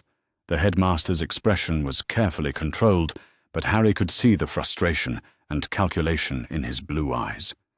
This had been a setback, not a defeat, and Dumbledore was already planning his next move. The attack came 3 days later, as Daphne was shopping for new robes in Diagon Alley. She'd been looking forward to the simple pleasure of browsing shops without the weight of impending legal battles or wedding preparations. The competency hearing was behind them, their marriage was legally secure, and for the first time in weeks, she felt like she could simply enjoy being Mrs. Harry Potter. She was examining a set of dress robes in deep emerald when the first curse flew past her head, missing by inches and scorching the wall behind her. "Get down!" someone screamed, and Daphne dropped to the floor behind a display case as chaos erupted around her. There were at least 3 attackers, their faces hidden by masks and hoods, firing curses indiscriminately into the crowded shop. Other customers were screaming, diving for cover, trampling each other in their panic to escape. A cutting curse shattered the display case above Daphne's head, raining glass down on her. She rolled away, pulling her wand and trying to get a clear shot at her attackers, but the panicking crowd made it impossible to cast anything without risking innocent bystanders. "There!" one of the attackers shouted, pointing directly at her. "The Potter girl!" A sickly green light flew toward her. The killing curse, and Daphne threw herself sideways, feeling the deadly magic pass so close to her face that her skin tingled. She landed hard behind a counter, her shoulder screaming in protest. But she was alive. "Protego!" she shouted, casting a shield charm just as another barrage of curses flew her direction. The magical barrier held, but she could feel it weakening under the assault. Through the chaos, she heard someone else enter the shop. Footsteps that moved with purpose rather than panic. Magic that felt familiar and fierce and absolutely furious. "Stupefy!" Harry's voice cut through the noise like a blade, and she heard one of the attackers hit the floor with a heavy thud. "Petrificus totalis!" Another attacker went down. The third attacker, apparently realizing they were outmatched, tried to flee. But Harry's magic followed them, wrapping around them like a net, dragging them back into the shop and slamming them against the wall with enough force to crack the stone. "Incarcerus!" Heavy ropes bound all three attackers, and the shop fell into sudden, eerie silence. "Daphne!" Harry was beside her in an instant, his hands running over her face and arms, checking for injuries. "Are you hurt? Did they hurt you?" "I'm all right," she managed, though her voice was shaking. "Harry, how did you—" "I felt it through the bond," he said grimly. "Your fear, your pain when you hit the counter. I've never apparated that fast in my life." He helped her to her feet, his arm steady around her waist, then turned to survey the three bound attackers. "Remove their masks," he said to the shop owner, who was emerging shakily from behind his counter. The masks came off to reveal three faces Daphne didn't recognize. Middle-aged wizards with the sort of nondescript appearance that suggested they were hired muscle rather than true believers. "Who sent you?" Harry demanded, his voice carrying a tone that made Daphne shiver. She'd never heard him sound so dangerous. "We don't know nothing," one of them muttered. "Wrong answer." Harry's magic flared, and the temperature in the shop dropped noticeably. "My wife was nearly killed today. Someone gave you her location. Someone paid you to attack her, and someone is going to answer for it." He raised his wand, and Daphne could see that his control was hanging by a thread. The protective fury radiating from him was unlike anything she'd ever experienced, raw and primal and absolutely terrifying in its intensity. "Harry," she said softly, touching his arm, "the auras will be here soon. We'll get answers through proper channels." "Will we?" Harry turned to look at her, and she saw something in his eyes that made her heart clench. "Daphne, these weren't random attackers. They knew who you were. They knew where to find you. They came prepared with killing curses. Someone wanted you dead." The implications hit her like a physical blow. Someone had tried to murder her. Not hurt her, not threaten her, but actually kill her. And the only reason she could think of for someone to want her dead was to hurt Harry. "We need to leave," she said quietly. "Now, before whoever sent them realizes they failed." Harry nodded grimly. By the time the auras arrived, they were gone. That evening, they sat in the warded safety of Grimmauld Place, both still shaken by the day's events. "I can't do this," Harry said suddenly, his voice thick with emotion. "I can't live with the knowledge that loving me puts you in danger, that someone tried to kill you today because you're married to me." "Harry, no, listen to me. I knew there would be political opposition, social pressure, maybe even some personal threats. But someone tried to murder you today, Daphne, with the killing curse. And it's my fault." Daphne moved to sit beside him on the sofa, taking his hands in hers. "It's not your fault that there are people in this world who would rather hurt innocent people than accept that you have the right to make your own choices," she said firmly. "And it's not your fault that someone escalated from political manipulation to attempted murder." But if you weren't married to me, if I weren't married to you, I wouldn't be the person I am today. I wouldn't have discovered what it's like to be truly loved, truly understood, truly valued for exactly who I am." Her voice grew fierce. "Harry, do you think I married you on a whim?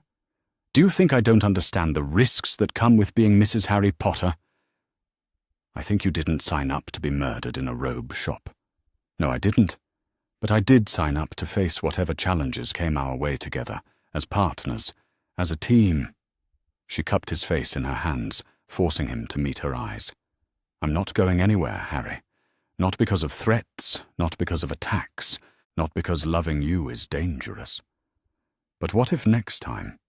Then next time we'll handle it together, just like we handled today. And we'll keep handling whatever comes next until the people who want to hurt us realize that we're stronger together than they are apart." Harry stared at her for a long moment, then pulled her into his arms with desperate intensity. "I love you so much it terrifies me," he whispered against her hair. "The thought of losing you." "You're not going to lose me," Daphne said firmly. "We're bonded, Harry. Magically, emotionally, completely. It would take more than a few hired assassins to break that." They held each other in silence for a long time, both drawing comfort from the solid reality of the other's presence. The magical bond between them hummed with shared emotion, fear and relief and love and determination, all tangled together. "We need to end this," Harry said eventually. "Dumbledore, the manipulations, the escalating attacks. We need to finish it before someone gets killed." "Are you ready for that fight?" Daphne asked quietly. Harry thought about the terror he'd felt when he sensed Daphne's danger through their bond, about the cold fury that had filled him when he saw the aftermath of the attack, about the 3 attackers who had tried to murder his wife for the crime of loving him. "I'm ready," he said firmly. "Whatever it takes, however dangerous it gets, however many people we have to fight. I'm ready to end this." Daphne smiled, and there was something fierce and determined in her expression that reminded Harry why he'd fallen in love with her in the first place. "Then let's go to war," she said quietly. Outside, London went about its normal evening business, oblivious to the fact that the quiet couple in the old house on Grimmauld Place had just decided to challenge one of the most powerful wizards in the world. The real battle was about to begin, and this time they were fighting not just for their right to choose their own path, but for their very lives. Chapter 8. Fighting Back. The first sign that their magical bond was more powerful than either of them had anticipated came 3 days after the attack in Diagon Alley. Harry was sitting in the study at Grimmauld Place, researching precedents for magical competency hearings, when he suddenly felt a sharp spike of curiosity that wasn't his own. Not curiosity about his research, curiosity about something else entirely, something that felt distinctly like Daphne's particular brand of intellectual excitement when she discovered something significant.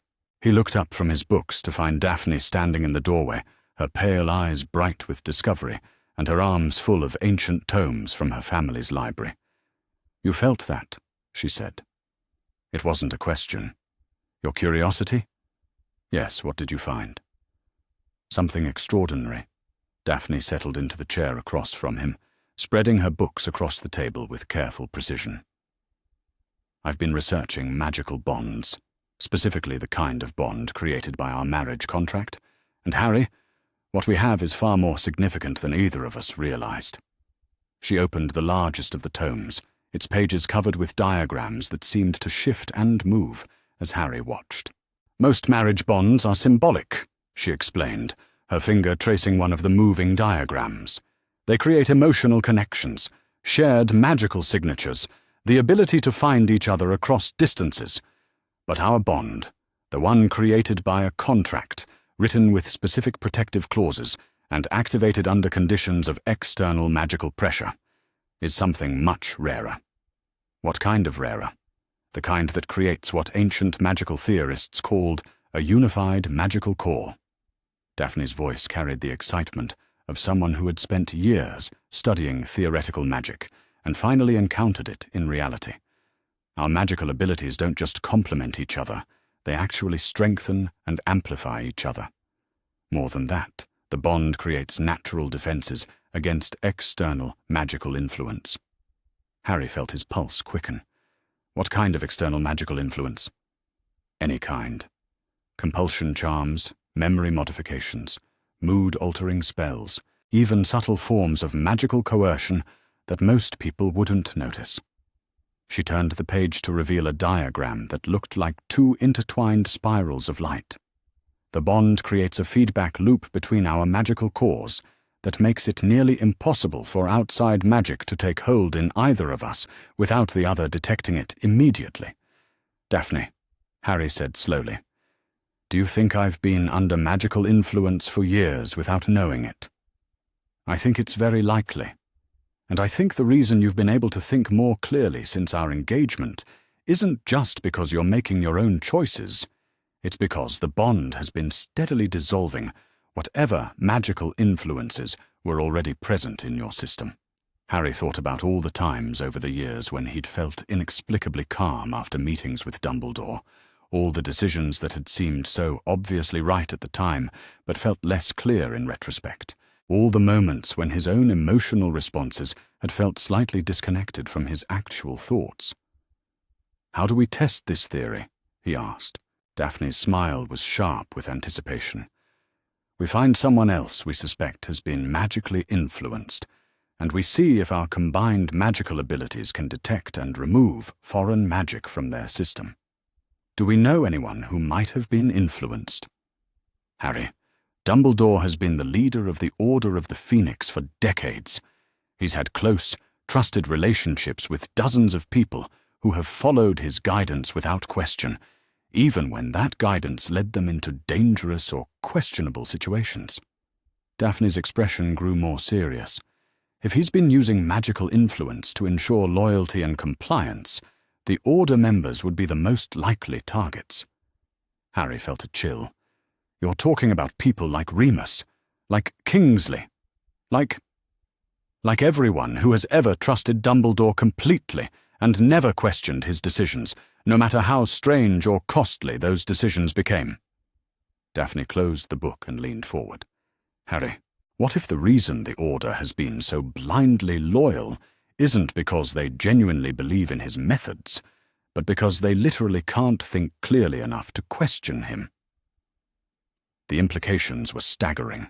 If Dumbledore had been using magical compulsions on the Order members, then everything Harry thought he knew about the resistance against Voldemort, about the choices people had made during the war, about the sacrifices that had been offered in the name of the greater good, all of it was called into question. We need to be very careful about this, Harry said finally. If we're wrong, we're accusing respected people of being mentally compromised.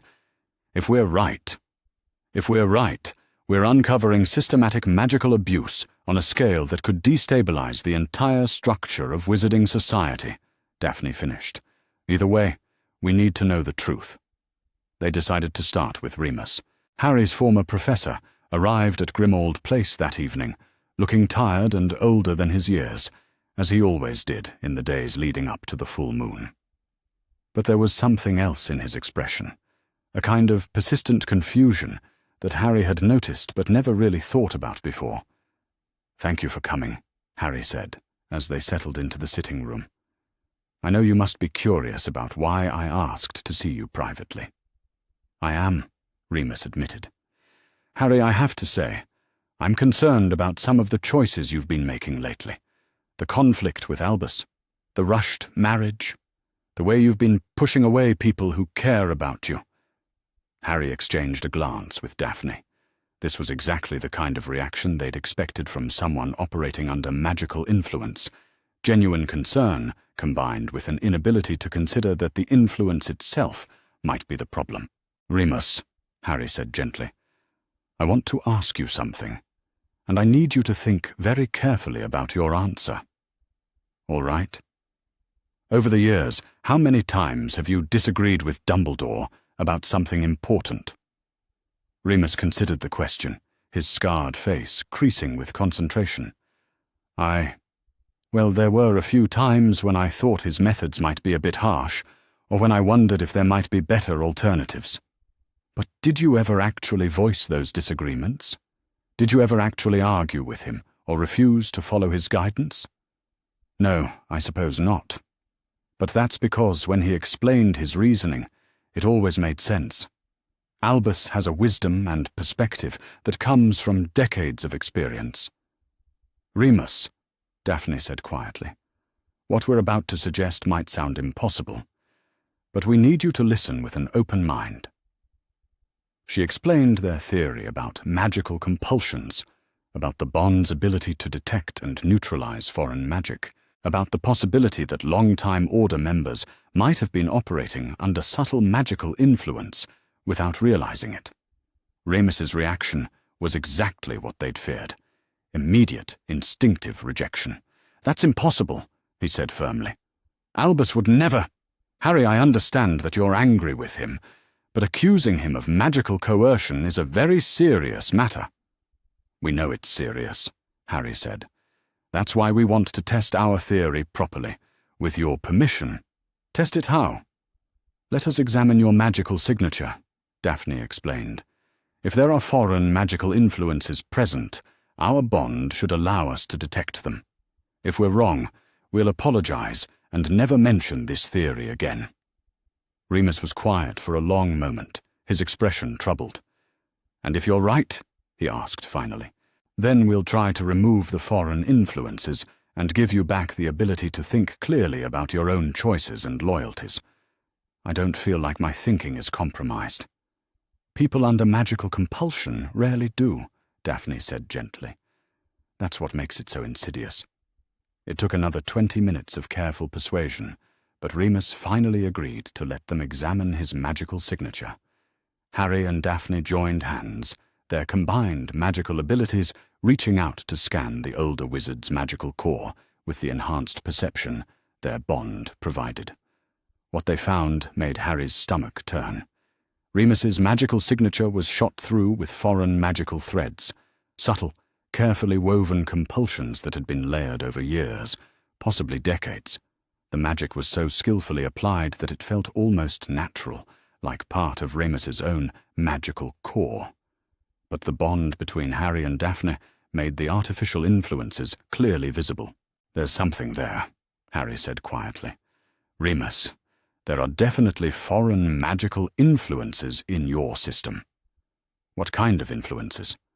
Compulsions related to loyalty, trust, and obedience to authority, Daphne said, her voice tight with controlled anger. Magical suggestions that make you automatically defer to Dumbledore's judgment and prevent you from questioning his methods or motives. Remus went very pale. How long? Based on the magical signatures, probably since you first joined the Order. 20 years, give or take. 20 years, Remus repeated, his voice barely above a whisper. 20 years of thinking I was making my own choices. You were making your own choices, Harry said firmly, within the constraints of what you were magically able to consider. The fundamental person you are, your values and your character. That's all really you. The compulsions just prevented you from considering certain options or asking certain questions. Can you remove them? Harry and Daphne looked at each other, both feeling the weight of what they were about to attempt. We think so, Daphne said. But it might be uncomfortable, and we don't know exactly what the psychological effects will be once the compulsions are gone. I don't care, Remus said with quiet intensity. If I've been living under magical coercion for 20 years, I want it stopped, whatever the cost. The removal process took nearly an hour and left all three of them magically exhausted. Harry and Daphne worked together, using their combined abilities to carefully unravel the foreign magical threads without damaging Remus's natural magical core.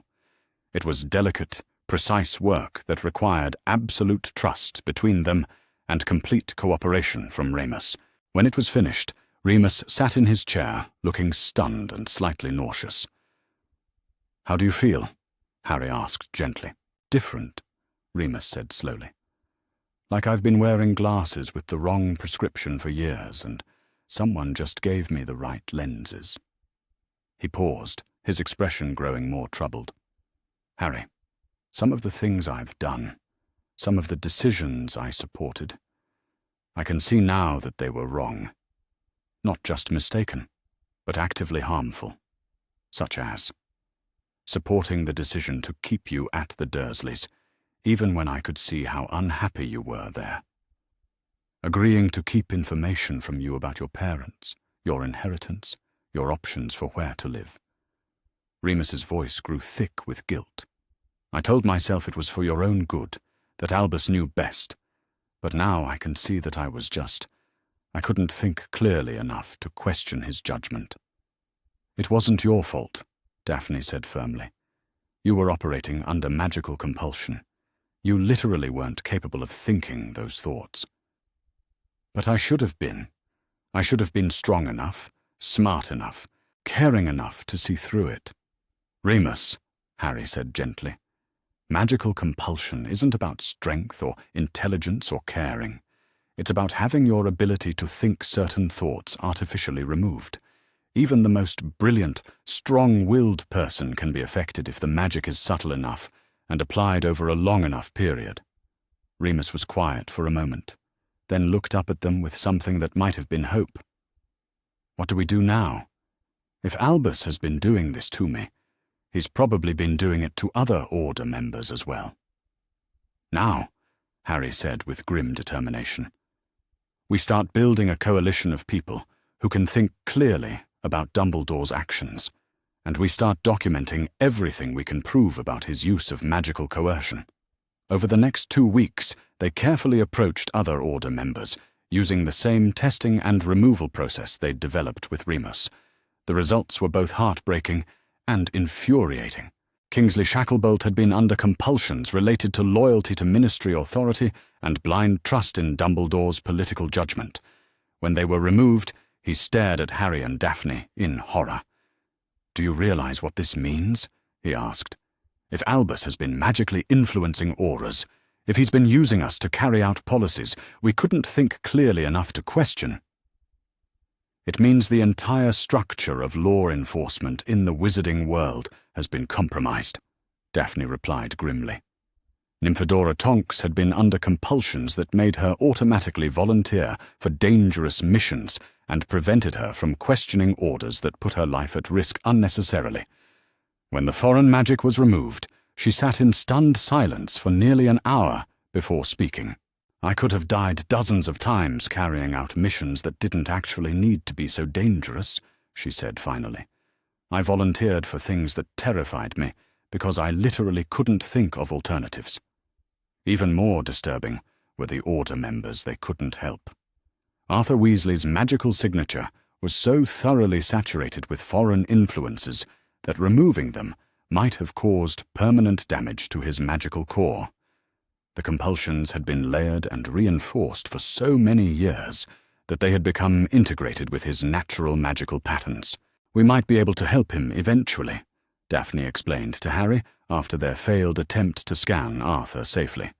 But it would require months of careful work and significant risk to his magical stability. And Molly? Molly is even worse. The compulsions in her system are some of the most sophisticated I've ever seen, not just related to loyalty and obedience, but to maternal instincts and protective behaviors. Someone has been manipulating her natural desire to protect and care for people, turning it into a weapon for controlling others. Harry thought about Mrs. Weasley's testimony at his competency hearing, her tearful insistence that he was being manipulated and needed protection. If her maternal instincts had been magically enhanced and directed, she genuinely believes she's helping me, he said quietly. She is genuinely trying to help you, based on what she's been magically compelled to believe about what constitutes help. Daphne's expression was grim. Harry, this is so much worse than we originally thought. Dumbledore hasn't just been manipulating individual decisions, he's been systematically rewriting people's personalities and instincts. As their coalition of freed Order members grew, they began gathering evidence for a public campaign against Dumbledore's manipulations. Kingsley provided documentation of suspicious aura activities, that had been carried out under Dumbledore's guidance. Tonks contributed records of dangerous missions that could have been completed more safely if alternative approaches had been considered. Remus offered his personal testimony about 20 years of being unable to question his leader's decisions. Most importantly, they began reaching out to the families who had been affected by Dumbledore's systematic dismantling of traditional wizarding alliances. The response was immediate and overwhelming. Lady Clearwater, Penelope's mother, broke down in tears when they explained what they believed had happened to her daughter. "She was such a bright girl," she said through her sobs. "So ambitious, so full of plans for her future. And then suddenly she wanted nothing to do with Wizarding Society, wanted to live as a muggle, wanted to cut all ties with her family and her heritage. We thought we had failed her somehow." "You didn't fail her," Harry said gently. "She was magically coerced into making choices she wouldn't have made if she'd been able to think clearly." "Is she? Is there any chance she's still alive? Any chance we could find her and help her the way you helped the Order members?" Harry and Daphne exchanged glances. They'd been wondering the same thing about all the young witches and wizards who had disappeared from Wizarding Society after receiving Dumbledore's guidance. "We're going to try," Daphne promised.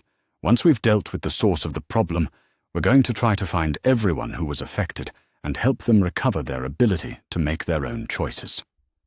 The media campaign began with a series of carefully placed articles in publications that weren't directly under Dumbledore's influence. Rita Skeeter, despite her reputation for sensationalism, proved to be surprisingly interested in pursuing a legitimate investigative story when presented with solid evidence and credible sources.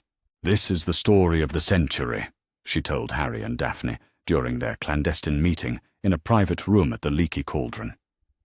"Albus Dumbledore, the most trusted wizard in Britain, systematically using magical coercion on his allies and systematically destroying the lives of young people who might challenge his authority.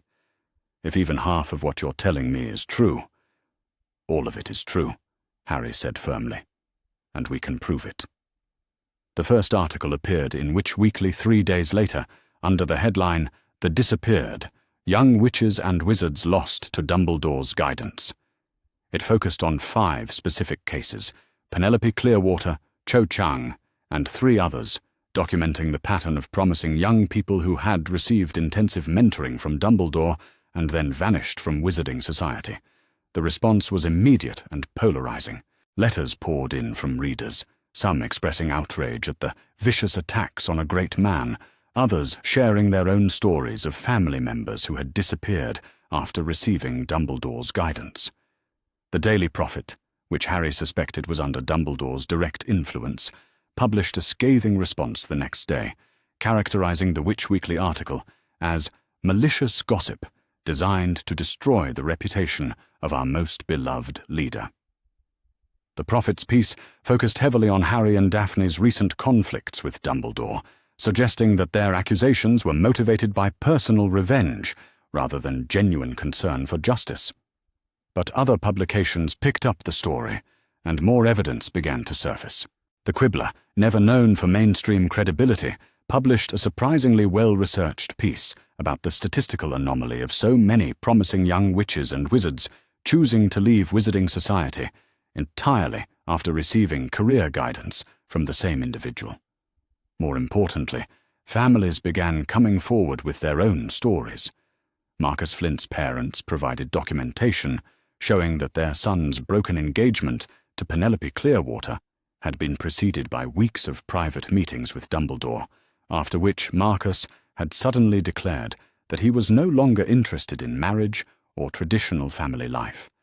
The parents of a young wizard named Thomas Finnegan revealed that their son had been offered a promising position at the ministry, but had turned it down after a series of conversations with Dumbledore about the importance of finding one's own path. Thomas had subsequently moved to Australia and cut all contact with his family. Pattern after pattern emerged, until even the most devoted Dumbledore supporters began to question whether the coincidences were really coincidental. The turning point came when Kingsley, acting in his official capacity as an aura, formally requested an investigation into allegations of magical coercion against multiple civilians. The request couldn't be ignored or dismissed. It came from within the ministry itself, supported by evidence and witness testimony.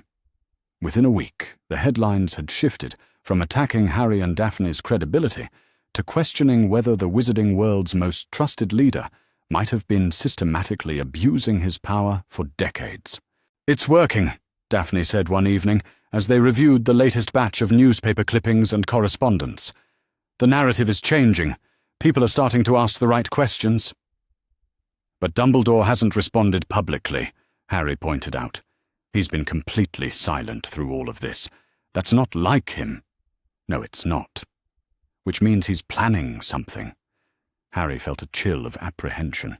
Dumbledore's escalation from manipulation to legal challenges to assassination attempts had followed a clear pattern, each step more dangerous than the last. His silence now, in the face of mounting public pressure and official investigation, suggested that whatever came next would be worse than anything they'd faced so far.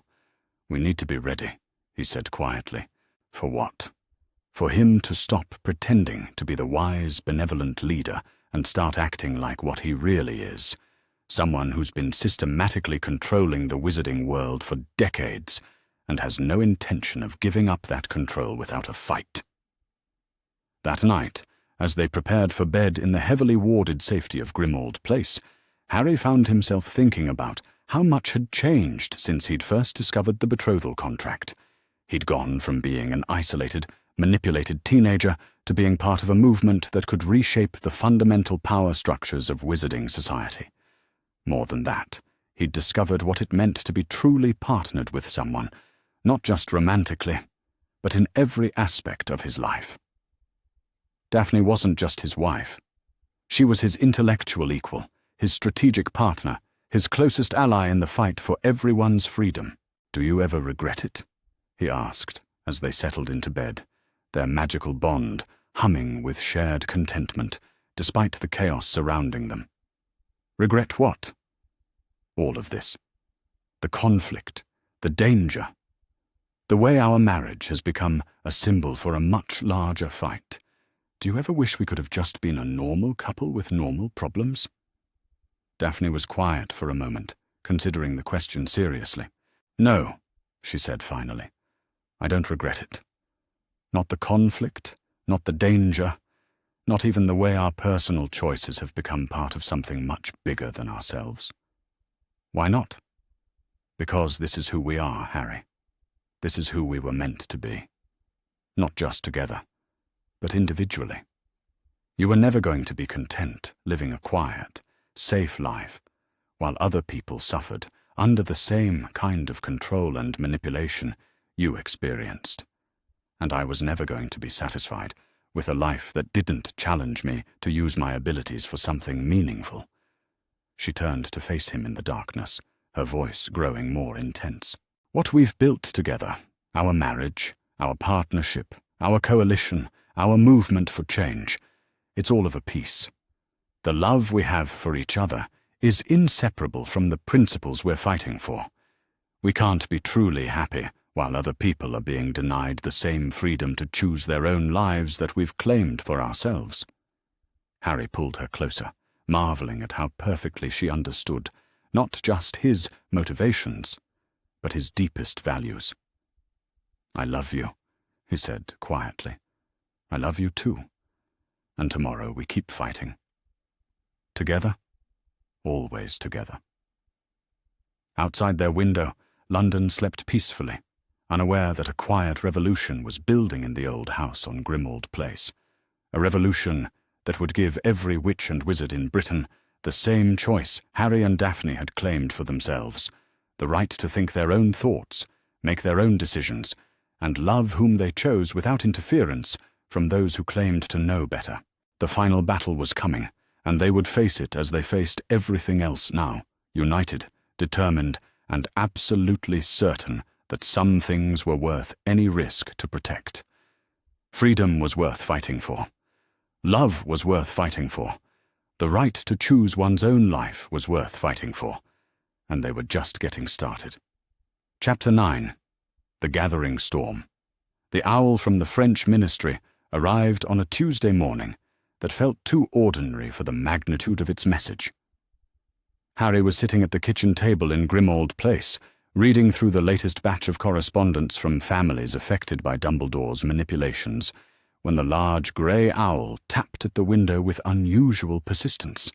The letter it carried bore the official seal of the International Confederation of Wizards, and the parchment felt heavy with formal authority. Mr. Potter, it began in precise, diplomatic language. The International Confederation of Wizards has been following with great interest the recent allegations regarding the conduct of Albus Dumbledore in his various official capacities.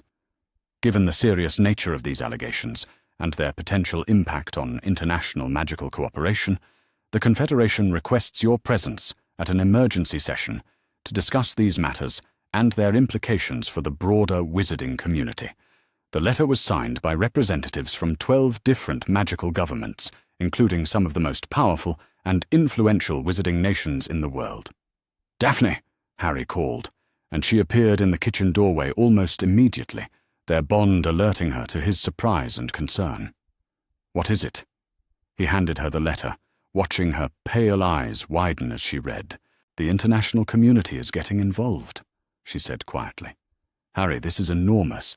If the International Confederation is calling for testimony about Dumbledore's conduct, it means this has moved beyond British wizarding politics," Harry finished.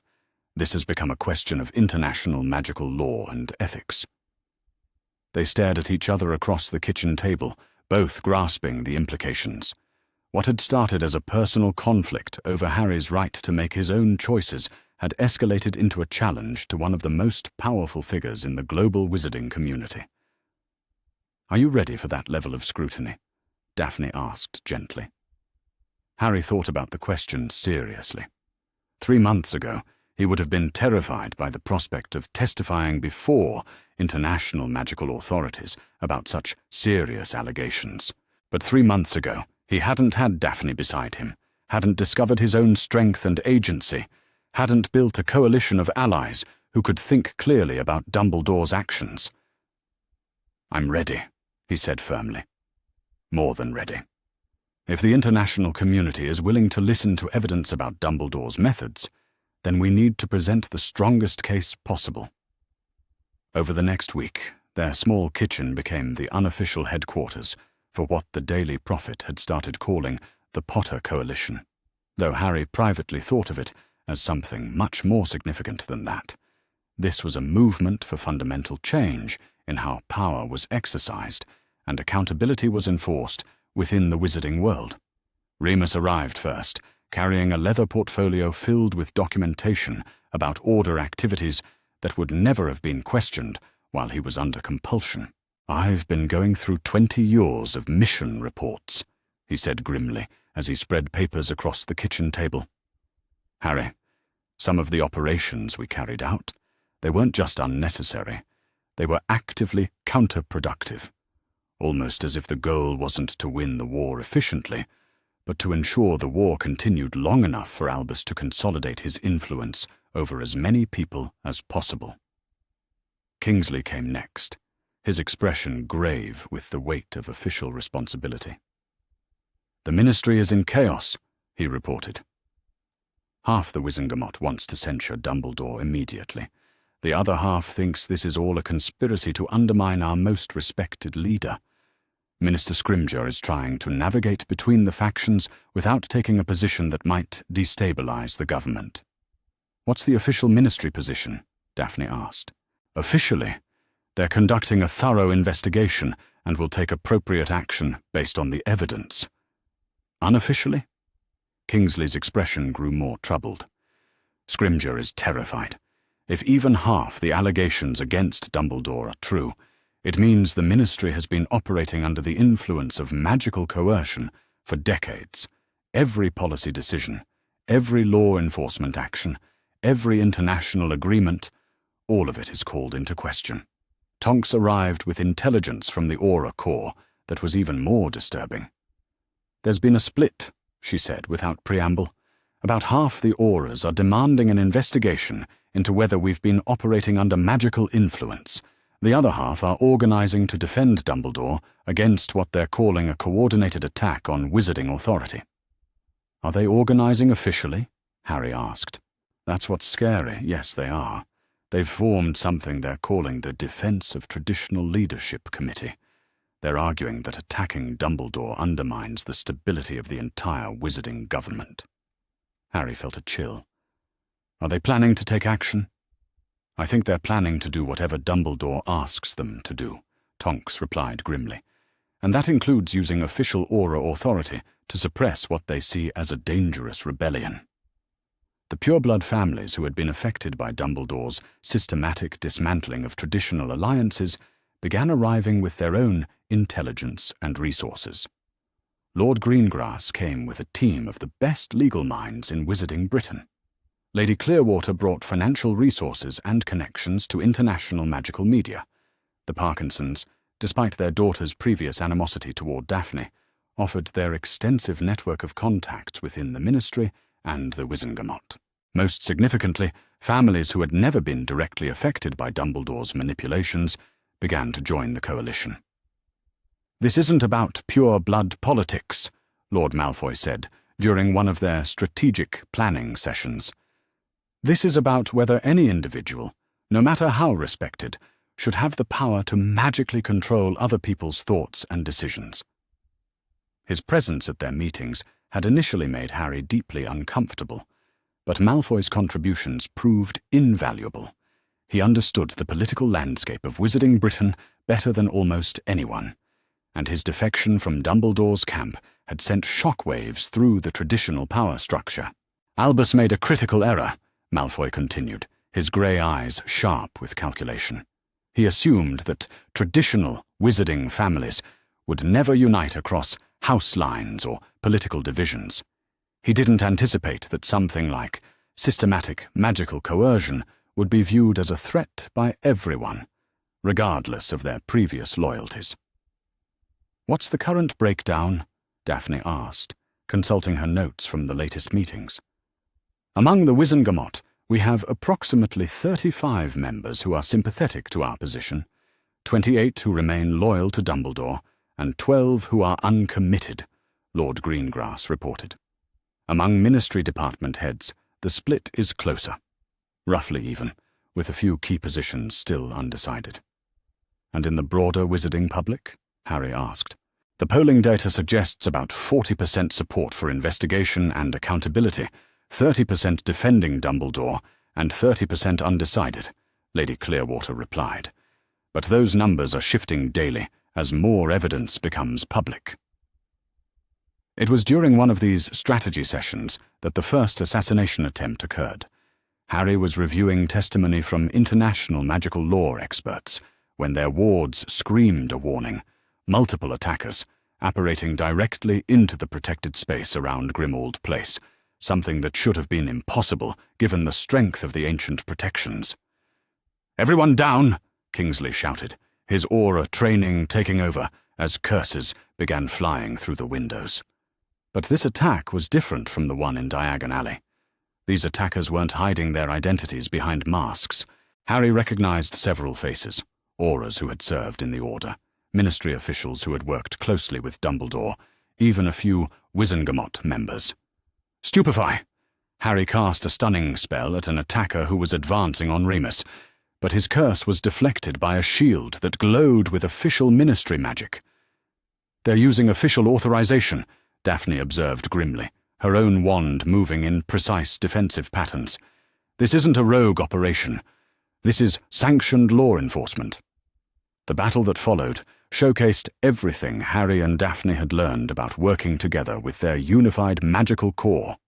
Their combined abilities allowed them to cast shields that protected their entire coalition, to coordinate offensive spells with perfect timing, to anticipate and counter their attackers' strategies with an effectiveness that left even experienced Aurors stunned.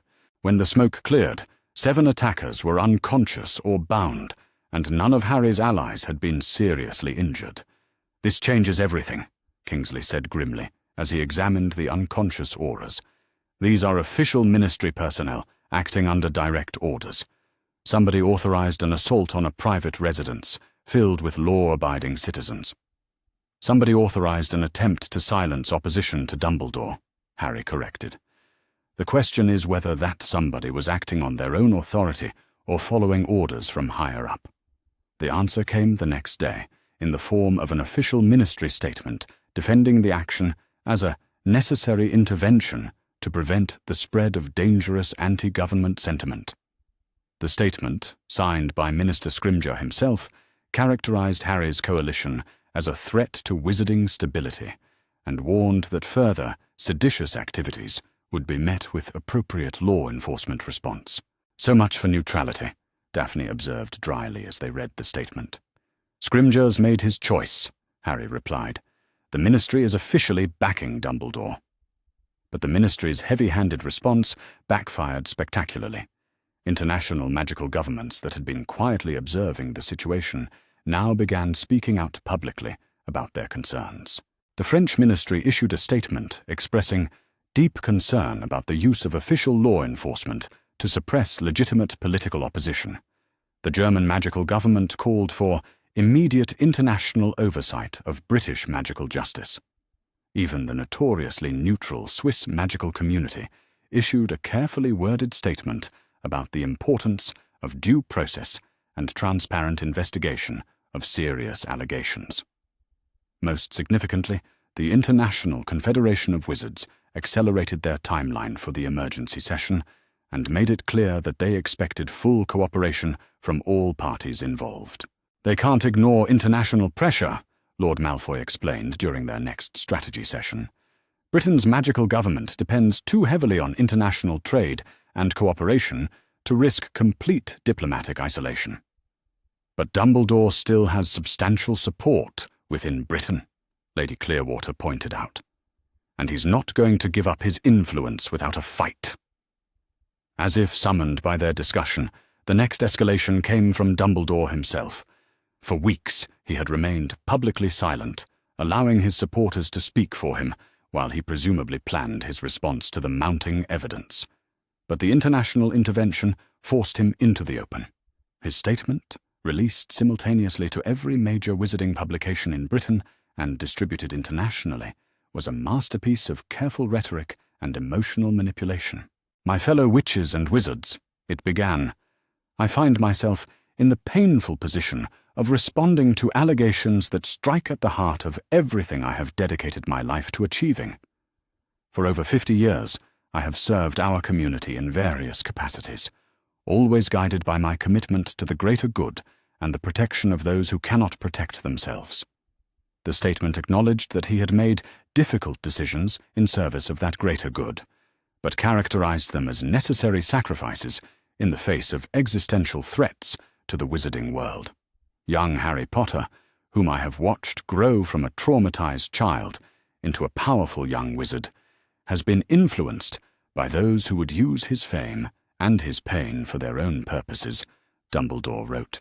"I take full responsibility for failing to protect him from those influences, but I cannot stand by while his legitimate anger is weaponized against the institutions and individuals who have worked tirelessly to keep our world safe." The statement went on to characterize Harry's coalition as a dangerous alliance of disgruntled individuals and traditional pure-blood supremacists seeking to destabilize progressive magical government. Most concerning of all, Dumbledore claimed that Harry himself was under the influence of dark magical compulsions that prevented him from thinking clearly about his situation and his responsibilities to the wizarding world. "I call upon all who truly care about Harry's welfare to help us free him from these malicious influences before they destroy not only his own future, but the stability of our entire community,"